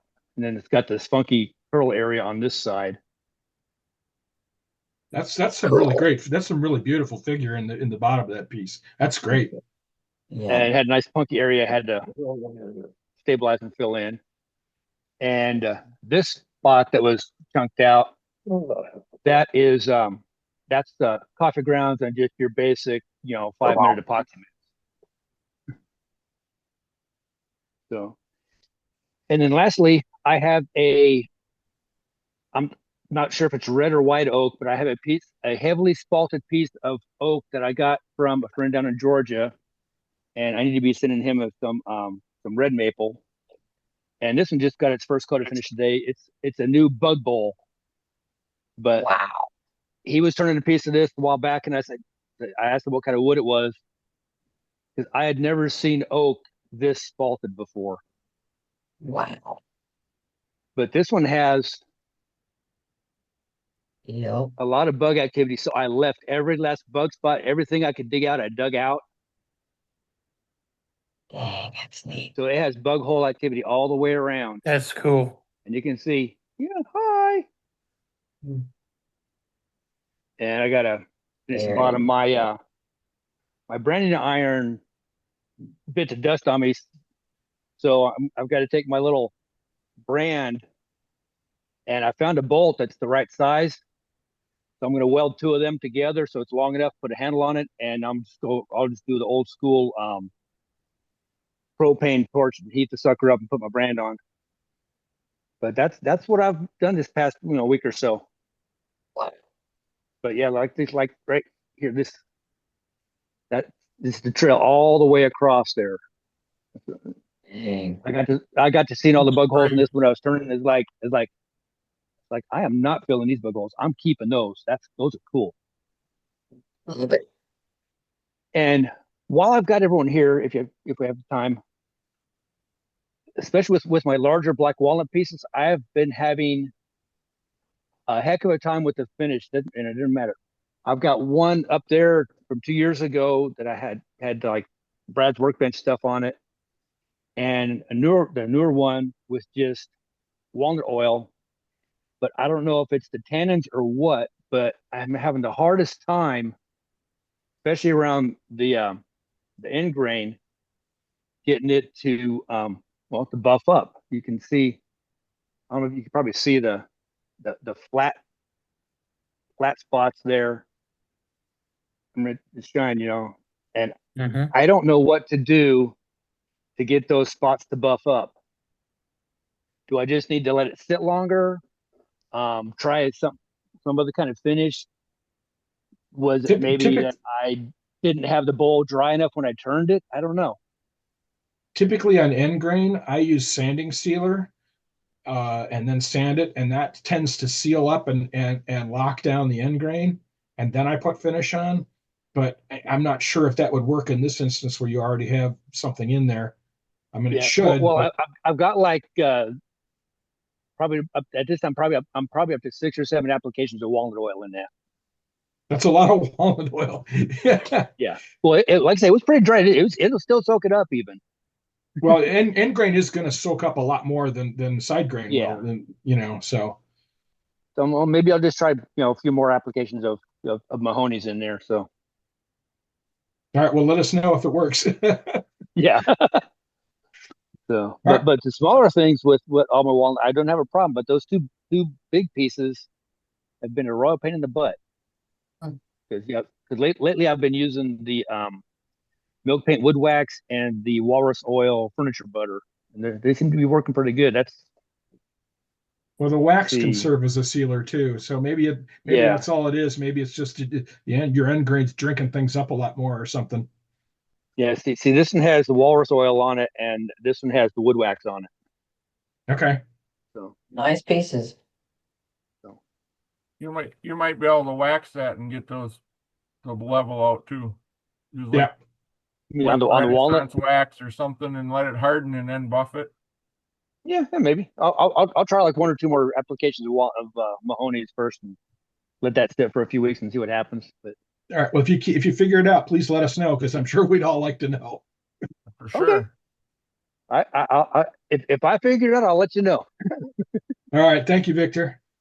Hey, you're welcome. But yeah, that's pretty much all I got. Everything else has all been shown before. So. Okay. All right. Well, Leonard's got some stuff to show. So what you got, Leonard?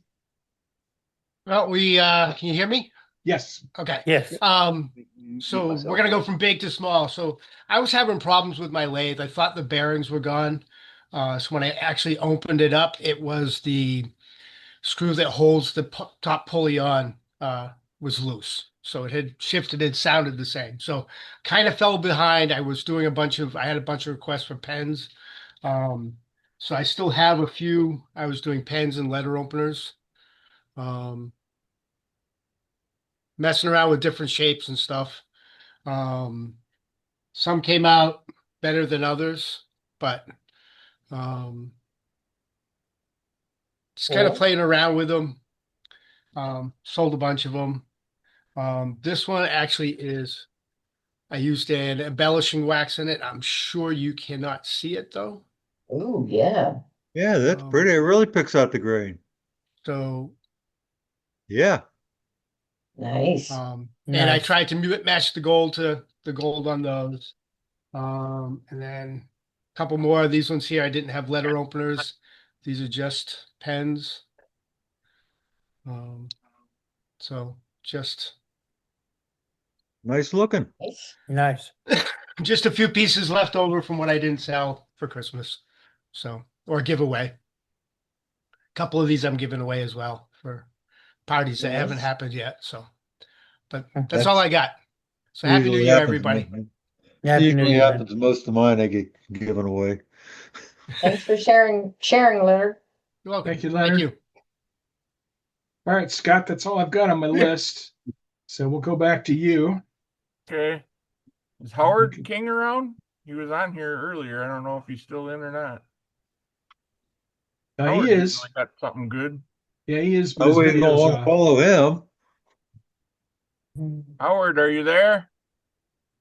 His video's off. I can't even Yeah. switch to him.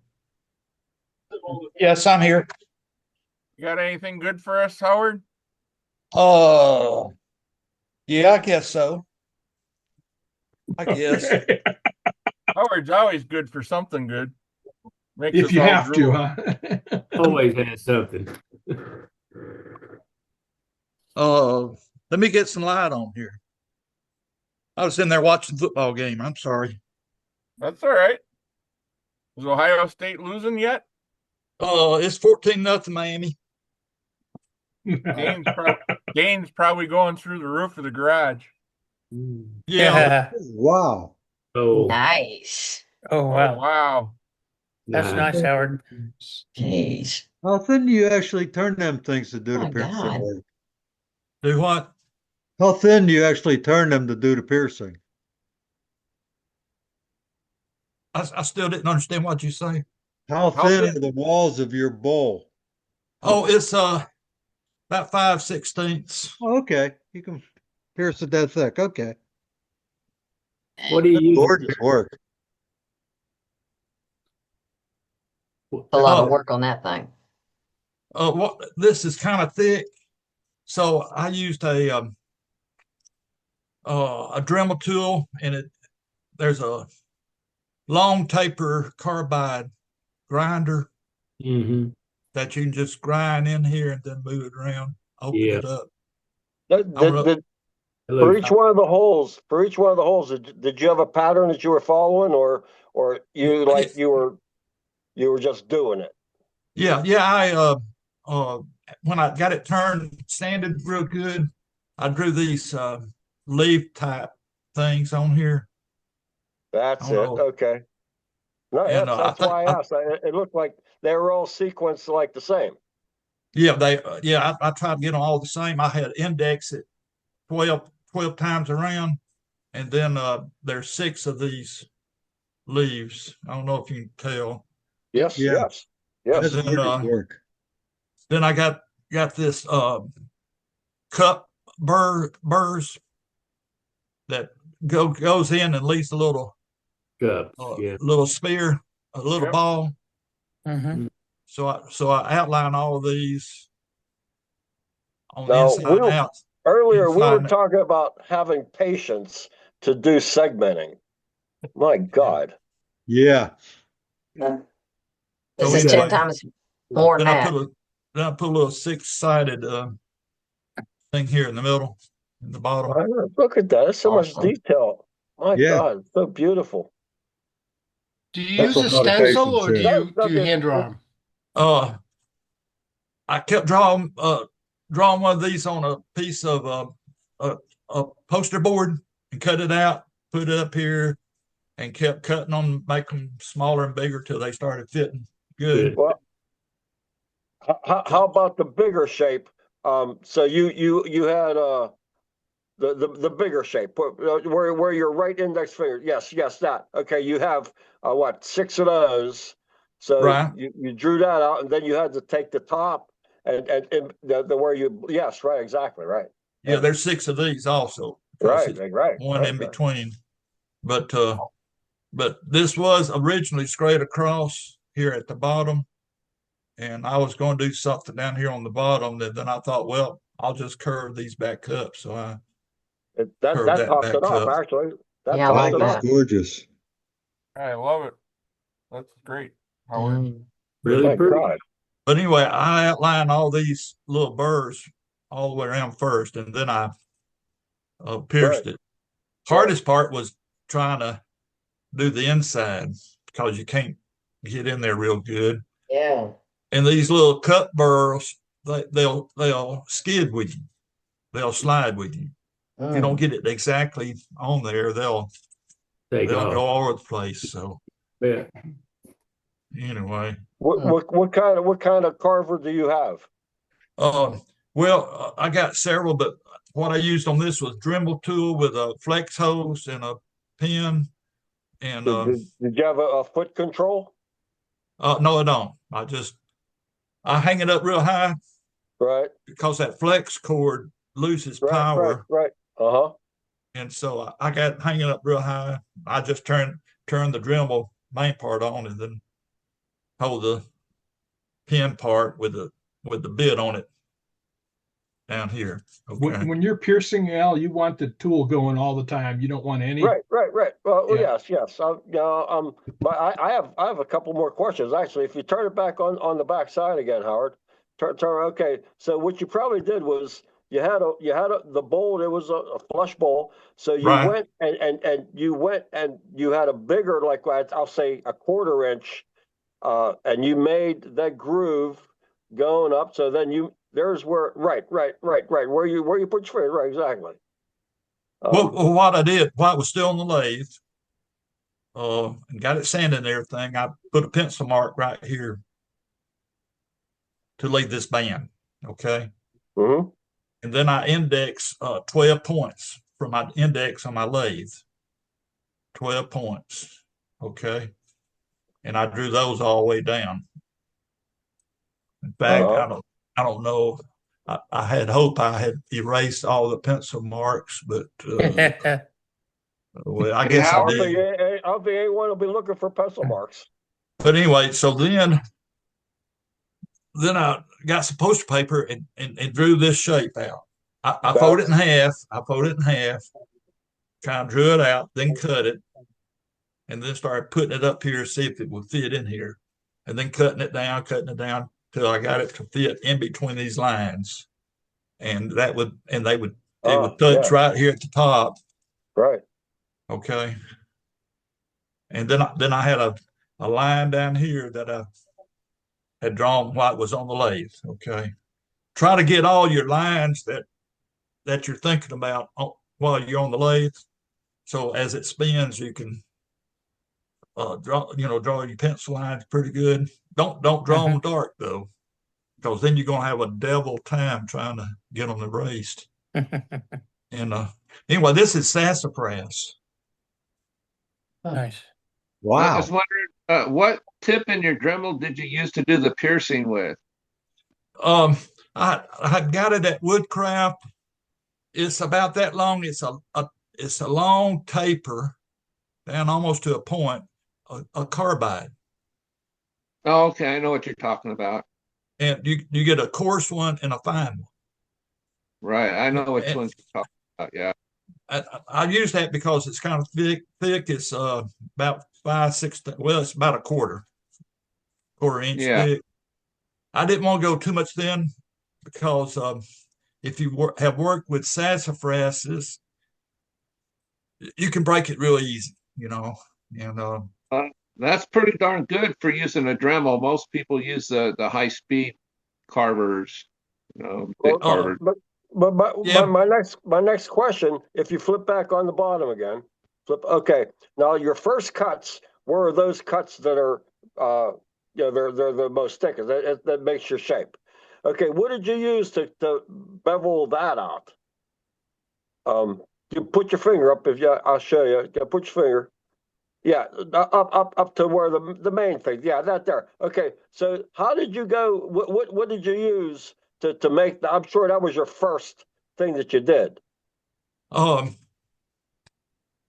First thing I did after I got this all drawn out, and I trace a line right away from this top line, and I took the burr, cut burrs, and made all these little dots. See all these little dots? Right. Oh, yeah. Went all the way around and all around. How many And dots do you got? A whole bunch. A whole bunch. at least four. At least Yeah. four. At least four. Okay. But anyway, so then after I got all these dots put in here, I started on the main part here, piercing it.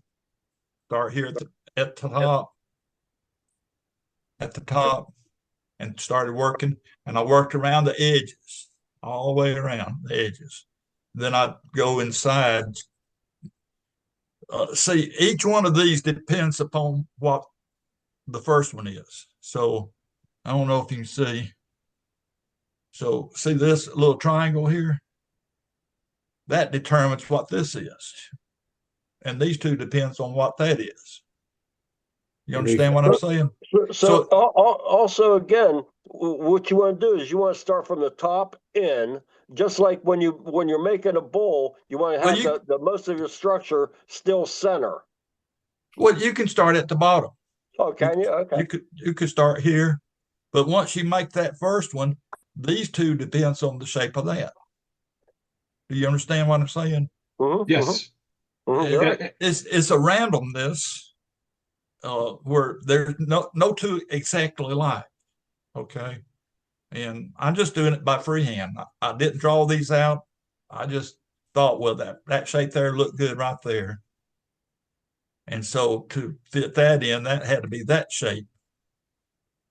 Am I making any sense or not? And then you're only then these two determine that, and then these two determine that one. And so, but I did all the outside first, then I worked inside. Yep, and your Then I only real went to- caveat is that the outside wall has to of each hole has to be just inside of your dots, right? Yes. And I tried to get up about as within a 30 seconds. Some places I got right into the dots. Yep. Okay. And if Because you're this thing's spinning about, I guess what, 60,000 for a Dremel. At least. on a But that's Dremel, I about- think your max is No, about- 38,000. It's what? I think they're About 38. 38. 38,000. Yeah, it's around 35,000, something like that. And so it can get away with you pretty good. All right. You know what I'm saying? So you got to really be careful and work it right up there to these little dots the best you can. I mean, it's not perfect. I mean, why would we want to make these perfect? Well, let me ask you a question. Now, you said that the wood is brittle. Are there any mistakes there that you could show us that you fixed? I had some cracks in it. Let me tell you about this. A friend of mine cut this sassafras tree down several years ago. He cut in slabs 6 inches thick, and they were 24 inches wide, and they were about 6 foot long, and he leaned them up against his barn on the east side. Forgot about them. So I was visiting him, walked around and saw them, and they were cracked. They were weathered. They were, rained on and sunlight and freezing cold and hot and everything. So I pulled out 2 of the best ones I could find. And so then I could find a little bit of solid enough to, maybe turn a boat. But it does have cracks in it. So what I did, as I was working on this and got it kind of like I wanted, I flooded it with a sanding sealer. I mean, and then took 60 grit and had it turning real slow and kept rubbing, making a slurry out of it. Okay. Does that make sense? Like a slurry? Yep. And that filled in the cracks. All that does, and sanding sealer real sticky, is a adhesive type stuff, and it fill in those cracks. Okay. I did on front and inside. And then I finished sanding it. Okay. So I tried to incorporate some of those cracks in the design where I could take them out, but I couldn't all of them. And I still cannot. Well, I guess I did a pretty good job because I can't find where they are. Oh, well, here at the top, here's one. I don't know if you can see it. Might be too much of a glare right there. That cut in. Right. Well, I doubt you can see it. No, I can't. that's I it. can't. No, you Beautiful can't job. see it, no. Beautiful job, Howard. And there's a crack right here that comes down. But I tried to incorporate taking those cracks out with this, okay, with the piercing, if that makes sense. So, Yeah. How did you hold it while you were piercing it? Boy, I tell you, talking about hurting your hands and stuff, but I was holding it like this with this hand and working this. You didn't have a jig to put it in or nothing? Okay. No, because see, you got all these curves and stuff, and one main thing is trying to keep that going towards the center of this circle. Right. And that way it won't crack. Right. The last time you get a hand crank, your hands start cramping up with you, and you don't get it exactly. So but what I was saying a while ago, why should this be perfect? I mean, it's human made, and we should be proud of imperfection. I agree. Yes. The world is coming to AI and artificial intelligence where everything's going to be perfect, right? So how are we going to be? How are you going to distinguish between humans and machines? Yep, it's a natural material, and it's in the handmade carvings, and right, exactly. And so we should revel in imperfections. All of these are not exactly perfect. Just look at a spider web. A spider web is not perfect. Right. But there is a randomness of order in a spider web. Correct. Just like there is in your piece there. There's a randomness to order. An order to your randomness. Right. Yeah. Because of this grid work. Right. But It's just awesome. So Howard, do you try to keep that piercing thickness even on the inside and the outside? Is that what you're saying? But you're trying to hit the circle on the inside so that your wall thickness of your piercing is the same on the inside as it is on the outside? Well, as thick as this is, for example, if I hold it up like this, you might can start seeing that these are not perfectly lined up to go to the center. Well, I don't know if you know what I'm saying or not. Yep, I see it now. But like right here, see this, you can see part of the side of it because I got at more of an angle trying to pierce that. Gotcha. Does that make sense? Yep. Yes. But as you go in as vertically as you go, the surface, so it doesn't slide left or right, right? Right. And so what you're aiming for is perpendicular to that point on this sphere or this surface. Wow. Yeah. You want your walls to all be straight in. Yes. And then after that, now the sanding part. I mean, you have all those indentations, and then on the inside, you I mean, there's so much sanding involved to okay, you say you start out at 5/16. Yes. Right. Well, it's about a quarter. To make it as thin as that. A little bit more than a quarter.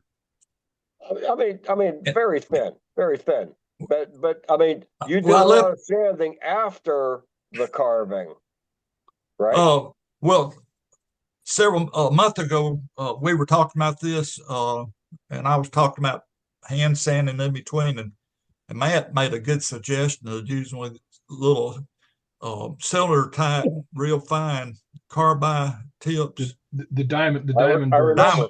Yeah, the diamond, not carbide, but diamond. You're right, diamond. I remember. So I used that, and that That Man, works great. It takes the that time was a down. great, that was a great suggestion, man. I tell you, that saved me lots of sanding, hand sanding.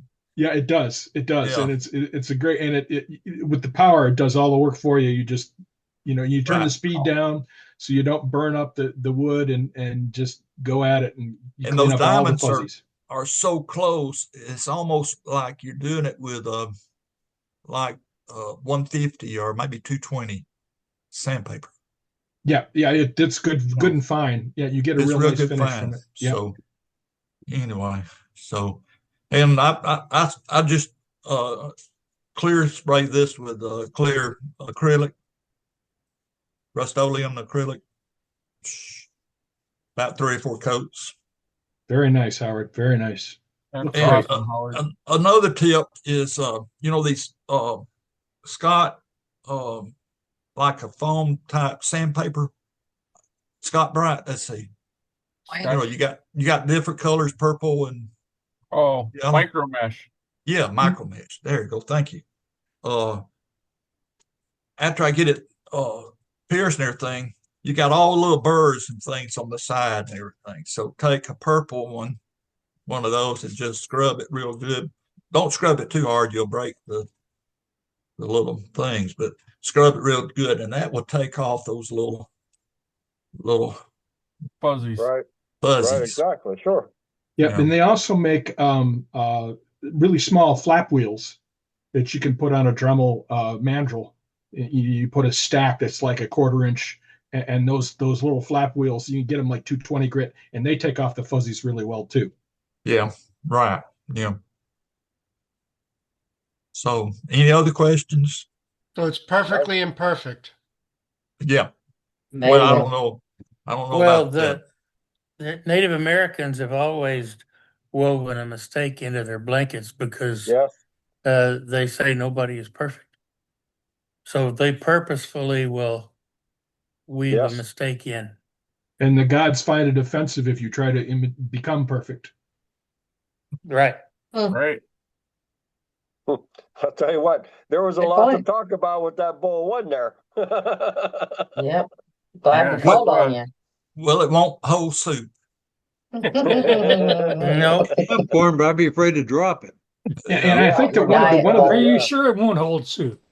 I think that one of the lessons that you could take from this is that, I mean, Howard's doing it with the Dremel guys. So, and off the shelf burrs, you don't need a specialized setup and spend a lot of, exotic tools and burrs and stuff. You can do it with what you got in your shop. Right. So, right. It's just time. Yeah. Time and perseverance and patience. Yeah. And a little bit of stupidity, After I did the outside, I said, I was thinking about, I was going to do the inside. Then I start working on the inside, and it was very difficult. And I thought, God, what kind of stupid idiot am I to want to do it on the inside? Because the inside was the hardest part. I mean, because it's not drawn out. You got to go with what is laid out here to try to match the inside. All right. I don't know if that makes sense or not. Yes. Yeah, it does. It does. I mean, looking at it right now. Okay, you have like each spear coming up, and then you have a Y shape. That's really pretty. That's really pretty. That's really pretty. I enjoy that. It's got 6 leaves and filler between them. It's gorgeous work. And my first idea was to do these leaves and then cut this top part out. Sure. So the more I looked at it, I thought, well, hey, I'll go ahead and pierce this in here. Exactly.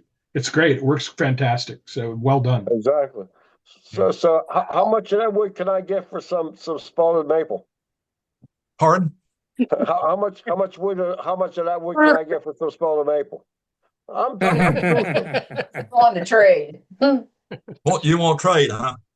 Al, you got sycamore there too. I don't know if I have sycamore around here. I couldn't tell you. I just know what I got here right now. I got tons. This is sassafras. Oh, it's I know. sassafras. I'm sorry. How much can I get for some Sassafras. smaller maple? Well, I got sassafras growing in my woods just out my backyard too. It's not a lot of it, but it grows here too. So if it grows here, it'll grow where you are, Al. But this was a huge tree. I mean, it was huge. Gotcha. And guy made, in fact, he had built a log cabin and he had cut out several big logs or beams out of that sassafras tree and had left a small cutting where they cut it 6 inches thick and 24 inches across. And it was humongous. But he left that out in the weather, sun and rain and stuff. Of course, Hey, nothing I could do about it. You did a hell of a job with it. I'll tell you that. Yeah. Well, thank you. A hell of a job. Now, where's Dewey? Is Dewey on? Dewey, make sure he doesn't take it that place. You only got $300 for that one piece. Yeah, make sure he doesn't take it there, because that's just like the one you had, Dewey. The Dewey leave? I don't know. We all know that's a joke. Yeah, he's not. He's not here anymore. That's gorgeous. That's gorgeous, Howard. Y'all got time to look at another piece? Yes. Yeah. Here. Absolutely. Always. I'll be back in All the 30 time. seconds. World.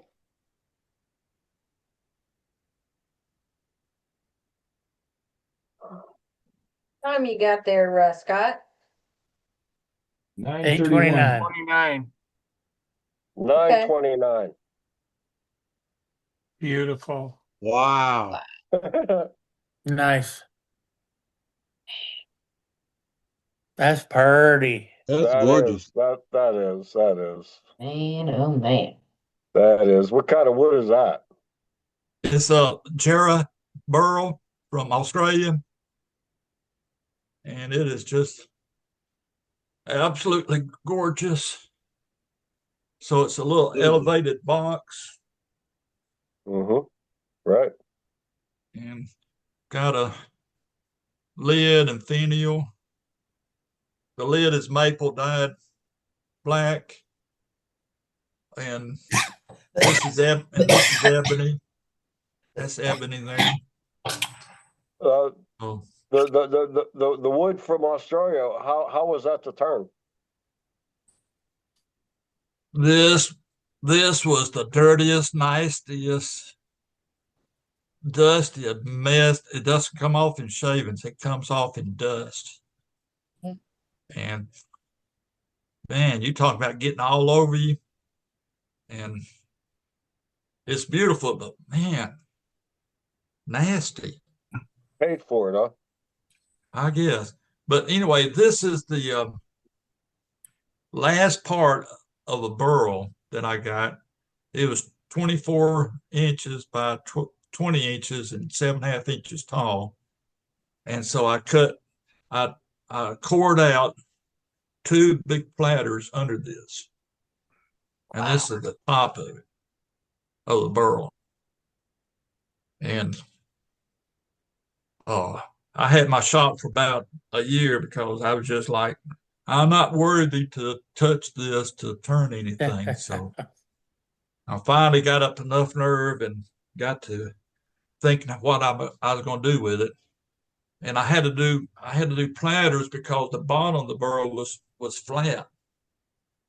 Came up like this, you know. And I didn't want to lose any of it. So I try to use as much of that as I could. Right. Uh-huh. But anyway, this burl was given to me. So I mean that's not a dye or anything. That's the way the color of the wood is. Yes. Man, that's something. Now this is dyed. This is maple. That's maple. Okay. Wow. Nice. And the finial part is ebony. Beautiful. Absolutely. Gorgeous work.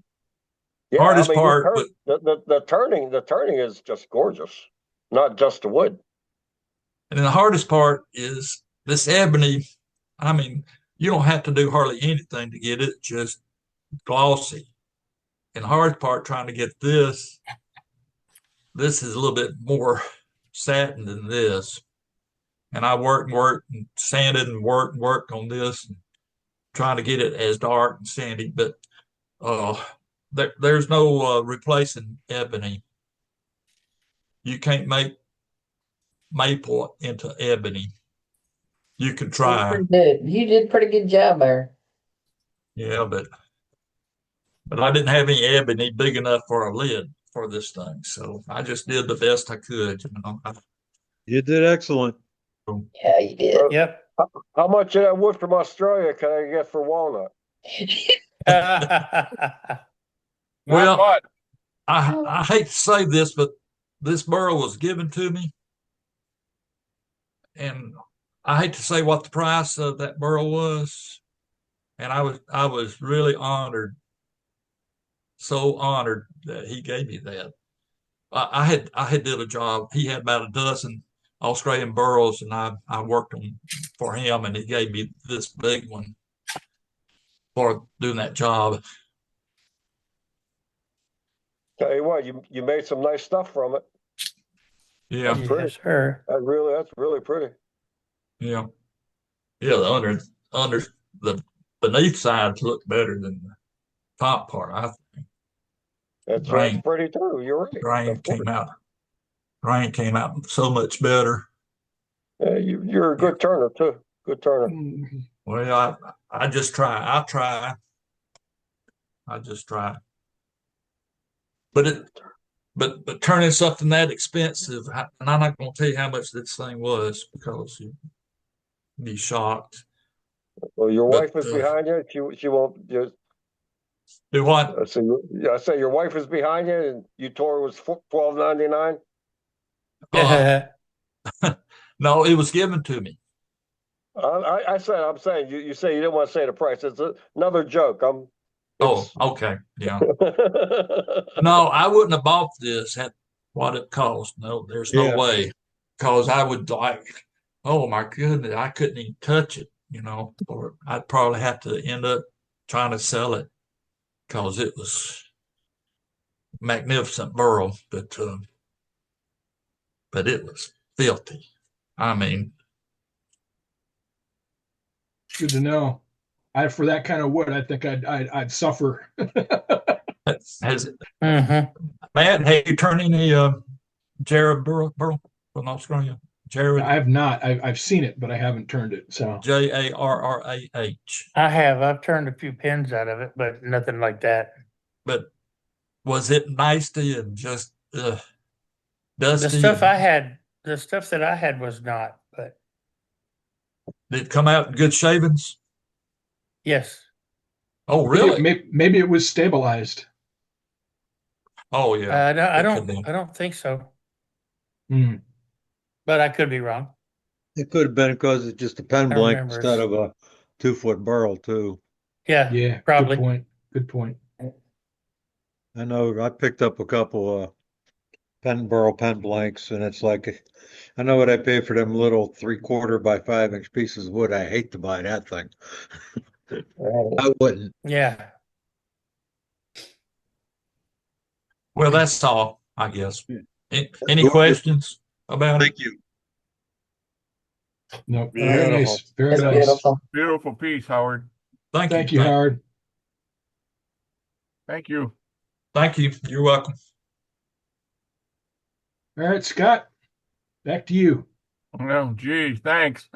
Anybody got anything else they want to show or talk about? I mean, willing to chat about anything tonight. I mean, Well, I'll tell you what. I was looking through my rack here, my shelf, and I I'm saw sure this, Matt's and got something good for us. I saw this, and I thought, that's just so cool, and it's something small. So let me just spotlight myself here a little bit, and I'll just show it again. I have shown this before, but it's a little goblet. It's a little cherry goblet with a captive ring on it.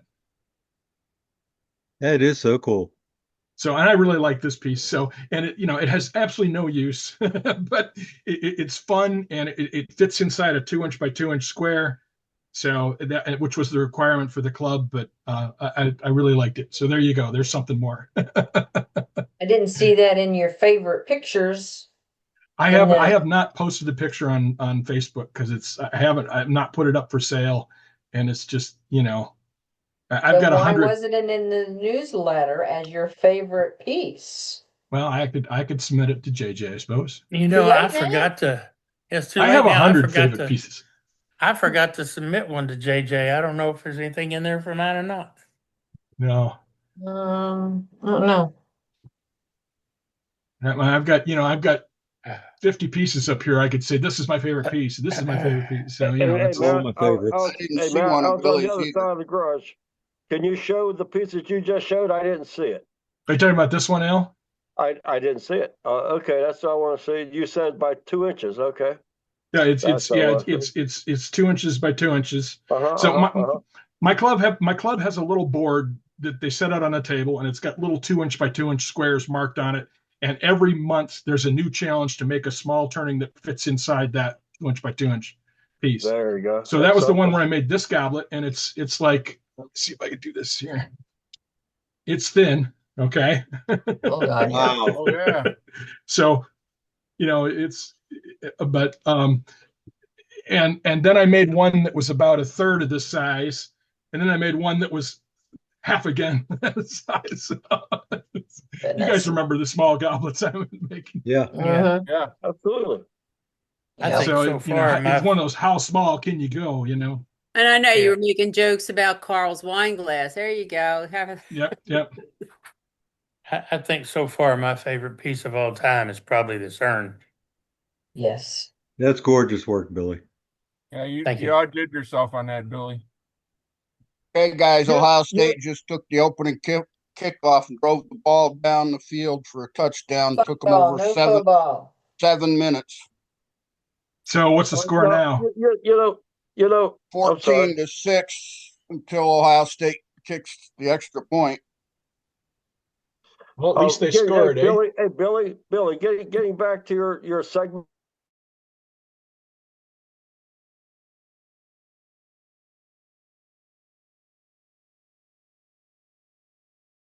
Okay, so you have a row, and you count.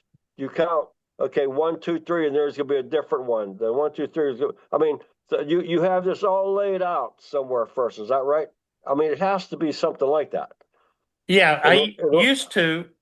This year at SWAT, I bought a suite called, I don't know what the suite's called, Woodturner Pro or Segment Pro or something. Anyway, one of the pieces, there's like 3 pieces of software in it, and one of them is Segment Pro, and it lets you make these designs. Before I bought that program, I would lay these out on graph paper and put my design in. That's how I do them. With Segment Pro, I plug it into Segment Pro, and it's really cool. It lets me. Okay. For a person like myself, I don't have Segment Pro, and I will never probably have it. So, in order to do that, how I would lay it out each row, and then at a certain area, I have to change the color. I mean, would you know how to do it? I'm saying without the Segment Pro. I mean, yeah, I did it all the time. Let's talk about that. You know, I do it all the time. I use a piece of graph paper, and I marked out on the graph paper. Let's say I knew it was going to be 18 rings high, like this thing is. Right. I knew it was going to be 18 rings high, and I know I'm going to use 18 segments per ring. So I would map out 18 by 18, and then I would just go in with a pencil and start coloring in some of the squares until I got whatever design I wanted. In this case, I knew I wanted a double diamond, like what you see here, with the exterior diamond in the white ash and the interior diamond in the red oak. But so I would just lay that out, and we're using different colored pencils, so it would be easier for me to identify. On graph paper. Lay it out on graph paper. Uh-huh. And then you just go through the process of figuring your angles and stuff. Right. You kind of do the same thing when you're laying out for the basket illusion designs. They're more complex. Correct. It's the same kind of thing. Yeah. Exactly. Right. So that's really all there was to it. In fact, complicated for my simple brain. In fact, the beginning of the long video, the full video for this piece that's going to be coming out, I show what I use versus what I used to use. Or did I put that in one of my shorts? I don't remember. It may not be in the long video. I think it's only in the shorts. Let me see if I can find that short. I'll post a link. Go ahead.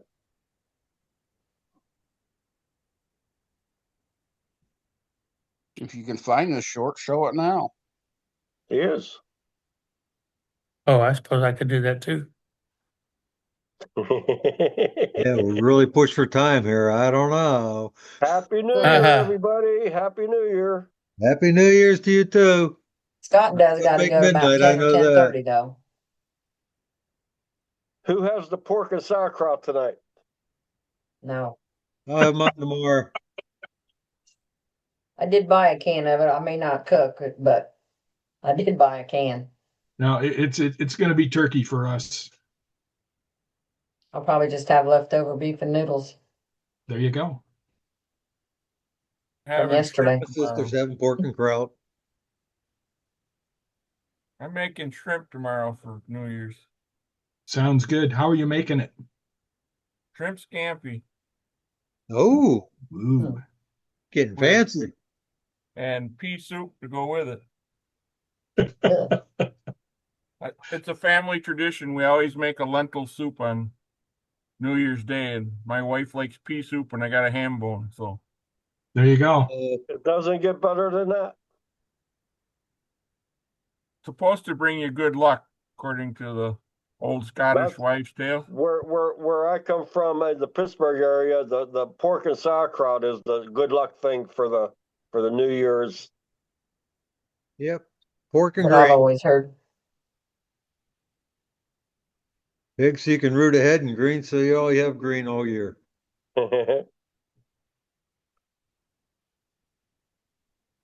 That's interesting. Well, that's like you said, that's a Pittsburgh thing, maybe. It's a Pittsburgh thing. It's a bird thing. Yep. It's probably an Okay. old German thing. Yes, it is a German thing. Exactly. You got that right on the head. It seems like every nationality has something for New Year's. For good luck. Pittsburgh is just like Baltimore, and they're such a big rival. I'm from Pittsburgh. I live here about 30 miles west of Baltimore. It's the same freaking city. I mean, you have all your ethnic people that just get along, and there's this area, there's this area, there's this area, there's this area, there's this area. And I mean, I'm talking about, 60, 70 years ago, not now. Yeah. But are you ready, Billy? I'm ready. Anytime. We're just shooting the crap. Okay. I don't know if you'll be able to hear that. I clicked share sound, so let's see what happens. Can y'all see that? Not yet. Now we can. There we go. Yep. Can you hear it? No. But first, I've got to create that urn. Actually, Yes. 5 of them. Yeah, we can hear it now. Okay, 4 small ones. In times past, I would lay out my segmented pieces like this. It's easy to do on graph paper. Each square represents a 1/2 inch, and so you just go from there. But at SWAT this year, I bought a program called, it's actually a suite, Segment Pro. It comes with Woodturner Pro and Lamination Pro, and it does all of that stuff for me. Takes a little bit to figure out how to use it, but it's not really hard. And so that's my layout. The dark pieces are going to be African mahogany. The light diamonds around the outside, the big diamonds, are going to be white ash. And the smaller diamonds are going to be oak.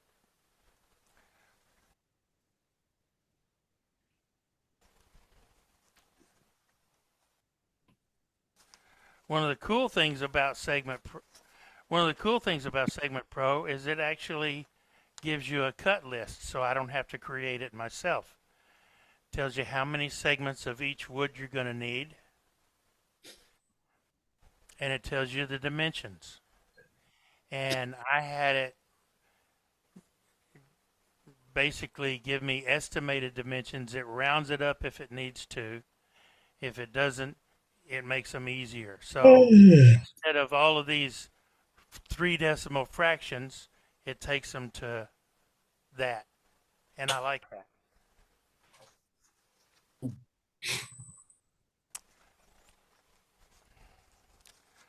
So it shows you what the pieces will look like laminated together.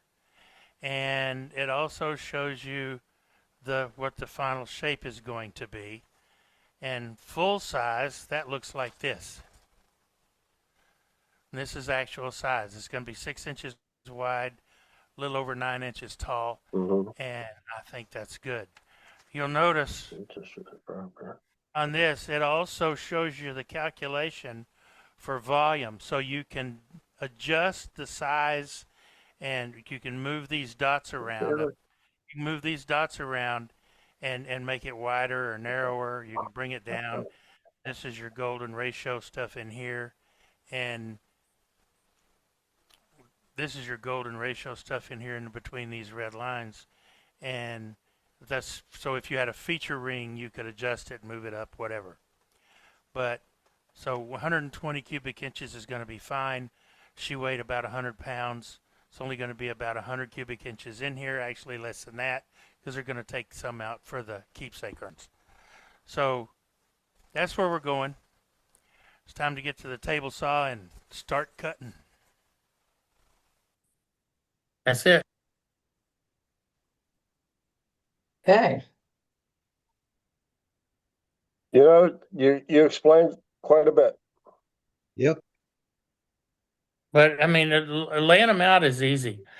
You just have to, rough guesstimate. The rings are, I mean, the segments, unless you're doing really, really small stuff, rough guesstimate, the segments are going to be twice as long as is why I made them an inch wide instead of a ½ inch. I said each square represents a ½ inch. So in rough guesstimation, your segments are going to be about twice as wide as they are high. Like I said, unless you're doing 36 or 48 segments per ring. I always do 18. I like 18. It's simple math. The angles that you cut, I set my Craig miter gauge to 10 degrees and I just go all day. So for me, it's simpler to do it that way. So that was it. That answer your questions, Al? No, of course he did. Of course. My God, what a night. What a night. A lot of information tonight, really. Oh, yeah. It is. Yep. It was a good night. Yes, it was. Yeah, for just a throw together night, nothing. Yeah, really. No agenda, we did fine, didn't we? Yeah. Sure did.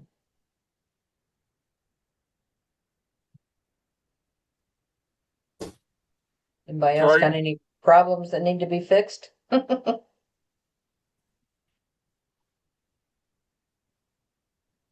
like we're down to 21 people. The fun stuff's going to be doing these small urns because they're only like 3.5 inches tall. And you're segmenting them too? Yes. Those are going to, those 1/4 inch, the rings are going to be 1/4 inch thick instead of ½ inch like the big one. I'm still going to use 18 segments, but it's going to make for some pretty small segments. I was talking with Pete Rosencroft, Pete with Twisted Trees, and he was talking about in his club over in England that they were making smalls, and here's Mhm. That's a small one. little smalls, and they says to me, well, they made little boxes too. So there's a little box, and I got a pop on it.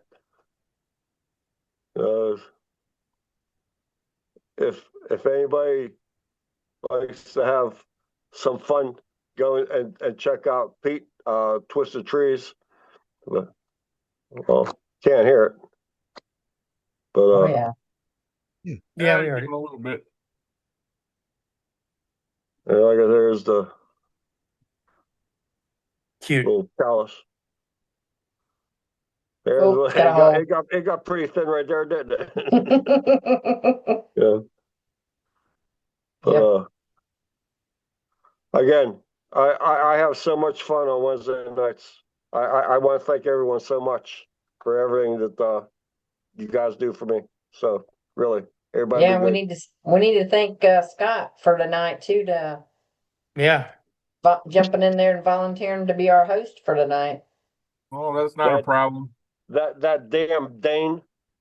He's been texting me. Make sure he sees this, Dave.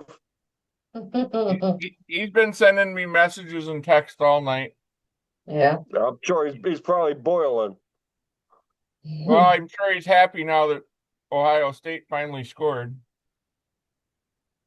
Well, it's 17-7 now. You know he won't be able to be talked to tomorrow. My brother won't be. I'll have to remember not to call him tomorrow. Nope. How much time is left in the game? 3 minutes in the third quarter. He was one comment he made to me, if we were still on when the game was over, he might come in. So you know what? Whoever just showed that, can you go and turn it around and show us the game that we could tell him that we watched the last 2 minutes?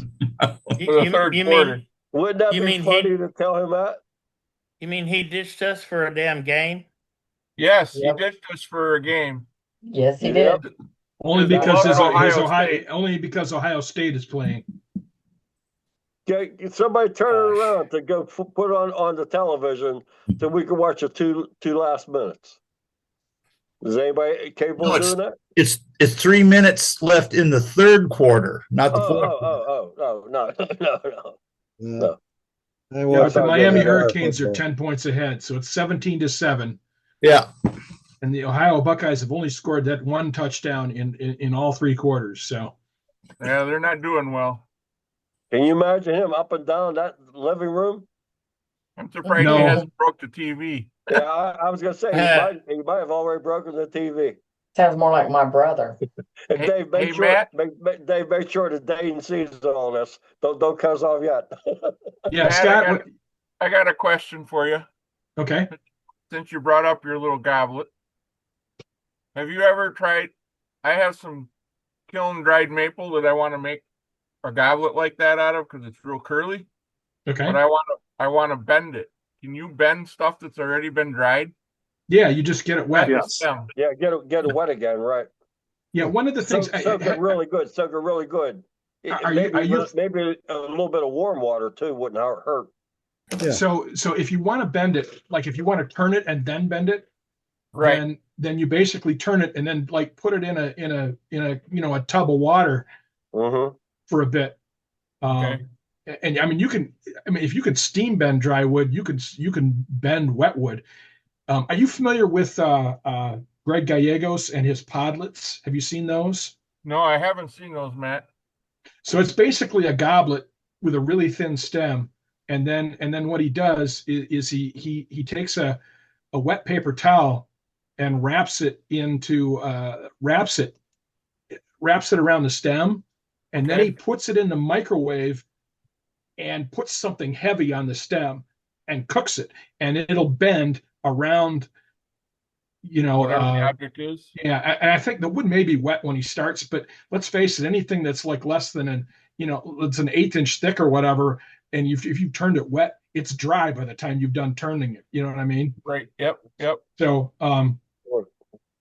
you can, yeah, and I've seen, like, I was at an AAW symposium, I don't know, 15 years ago, and Graham Priddle and Mike Husluck had brought a steam bending thing, and they were turning wood spoons and then sticking them dry with totally kiln dried wood and sticking them in the steam bender for a half an hour and taking them out and bending the heck out of them.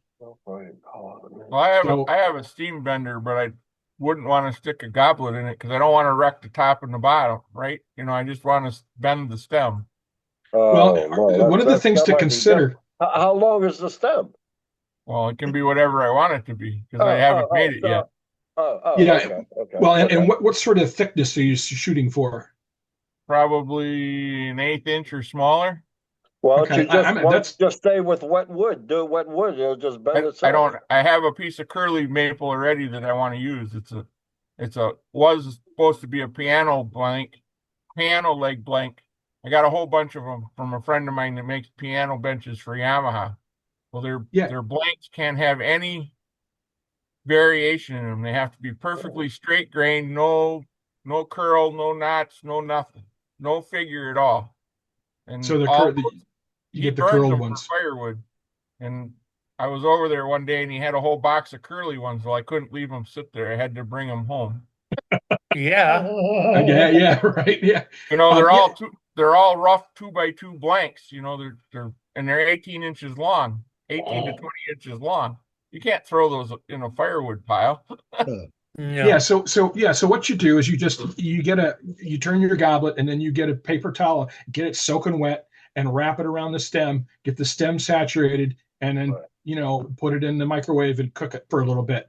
And just do it gently and do it at like 50% power or something until it becomes malleable, and then you can bend it to a final shape.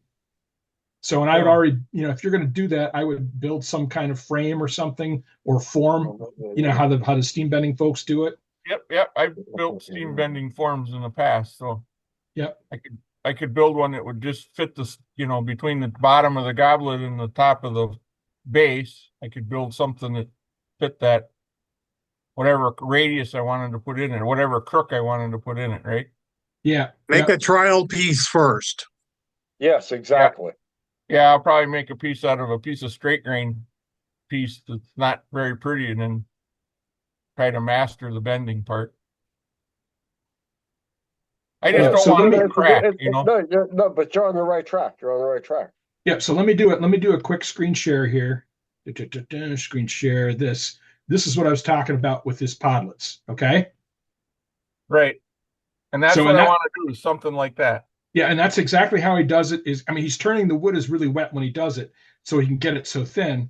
But then what he does is he literally wraps a wet paper towel around the stem and then puts a metal bar across it and sticks it in the microwave. So, but that's how that's done. You can't put a metal bar in a microwave. There's some kind of weight. Yeah, you're right. You're absolutely right. But it's something heavy. So a chunk of walnut or something. It could be anything that's heavy enough to hold it, to cause it to flex. Yeah. And so what happens is as it heats up, you're effectively steam bending just that piece of it. You know what I mean? Right. Does he leave it wrapped in a paper towel when he does that, or does he just? Yeah, the paper towel is wrapped around the stem in the microwave. Okay. So what he's doing is he's steam. The stem is still wet, and it's saturated with the moisture. And then as the microwave heats things up, it keeps it wet as it bends. And so it's heated up. It's basically steam bending on the cheap, if you will. Right. Yep. You just put a little bit of something heavy on the middle of it, and it'll bend. Yep. I think you can just use a heat gun and just bend it without any water also. Well, the water will help keep it from cracking and stuff. Right. Yeah, and I'm afraid this being so figured that it's going to want to split on the figure, right? The figure, some of the figure is going to be in the stem, and I don't want it to split off. You know what? Just let it soak longer than you want to. Just make it. Make sure that it's wet. Yep. And I'll expect a report, Longer than you Scott. want. I want to know if this Well- works. Yeah, we'll see us on the next stuff. It'll be a couple of months because I'm not allowed to turn right now, Matt. I got you. Okay. Okay.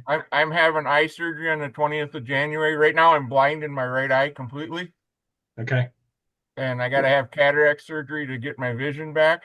And I can't turn for 12 weeks after I get the first one done, and I can't turn for 12 weeks after I get the second one done. And they're going to do them a month apart. Then we'll see you in June. Yeah, it'll be quite a April, while maybe. before I'm allowed to turn again. It's okay. Well, my sympathies, and I hope things go well, and I wish you speedy healing. Me too. Yeah. No, I tell you what, I thought I was getting used to not having one eye until yesterday after walking out of the doctor's office for the third time. I don't think I could have drove home the way my good eye was acting after she did all the exams to the good eye. Wow. Wow. So they think I have high pressure in the eye that I have left, and they don't know if it's because it's compensating for the eye that I can't see out of, or if I have just naturally high pressure, which can lead to glaucoma, which I don't have, thank goodness. I just have high eye pressure. But it's the drops they put in my eye to lower the eye pressure cause a really imbalance. I was almost like dizzy, you know. Wow. It really affected my vision, and it's still tonight. It's a little wonky, you know. But it's the pressure's going down, so that's a good thing. So yeah, that's good. Hey, I got a question. We talked about a box fan with a filter on it before, you know? Yes, we did. Okay. Where would I hang it? Where would the best place to hang it?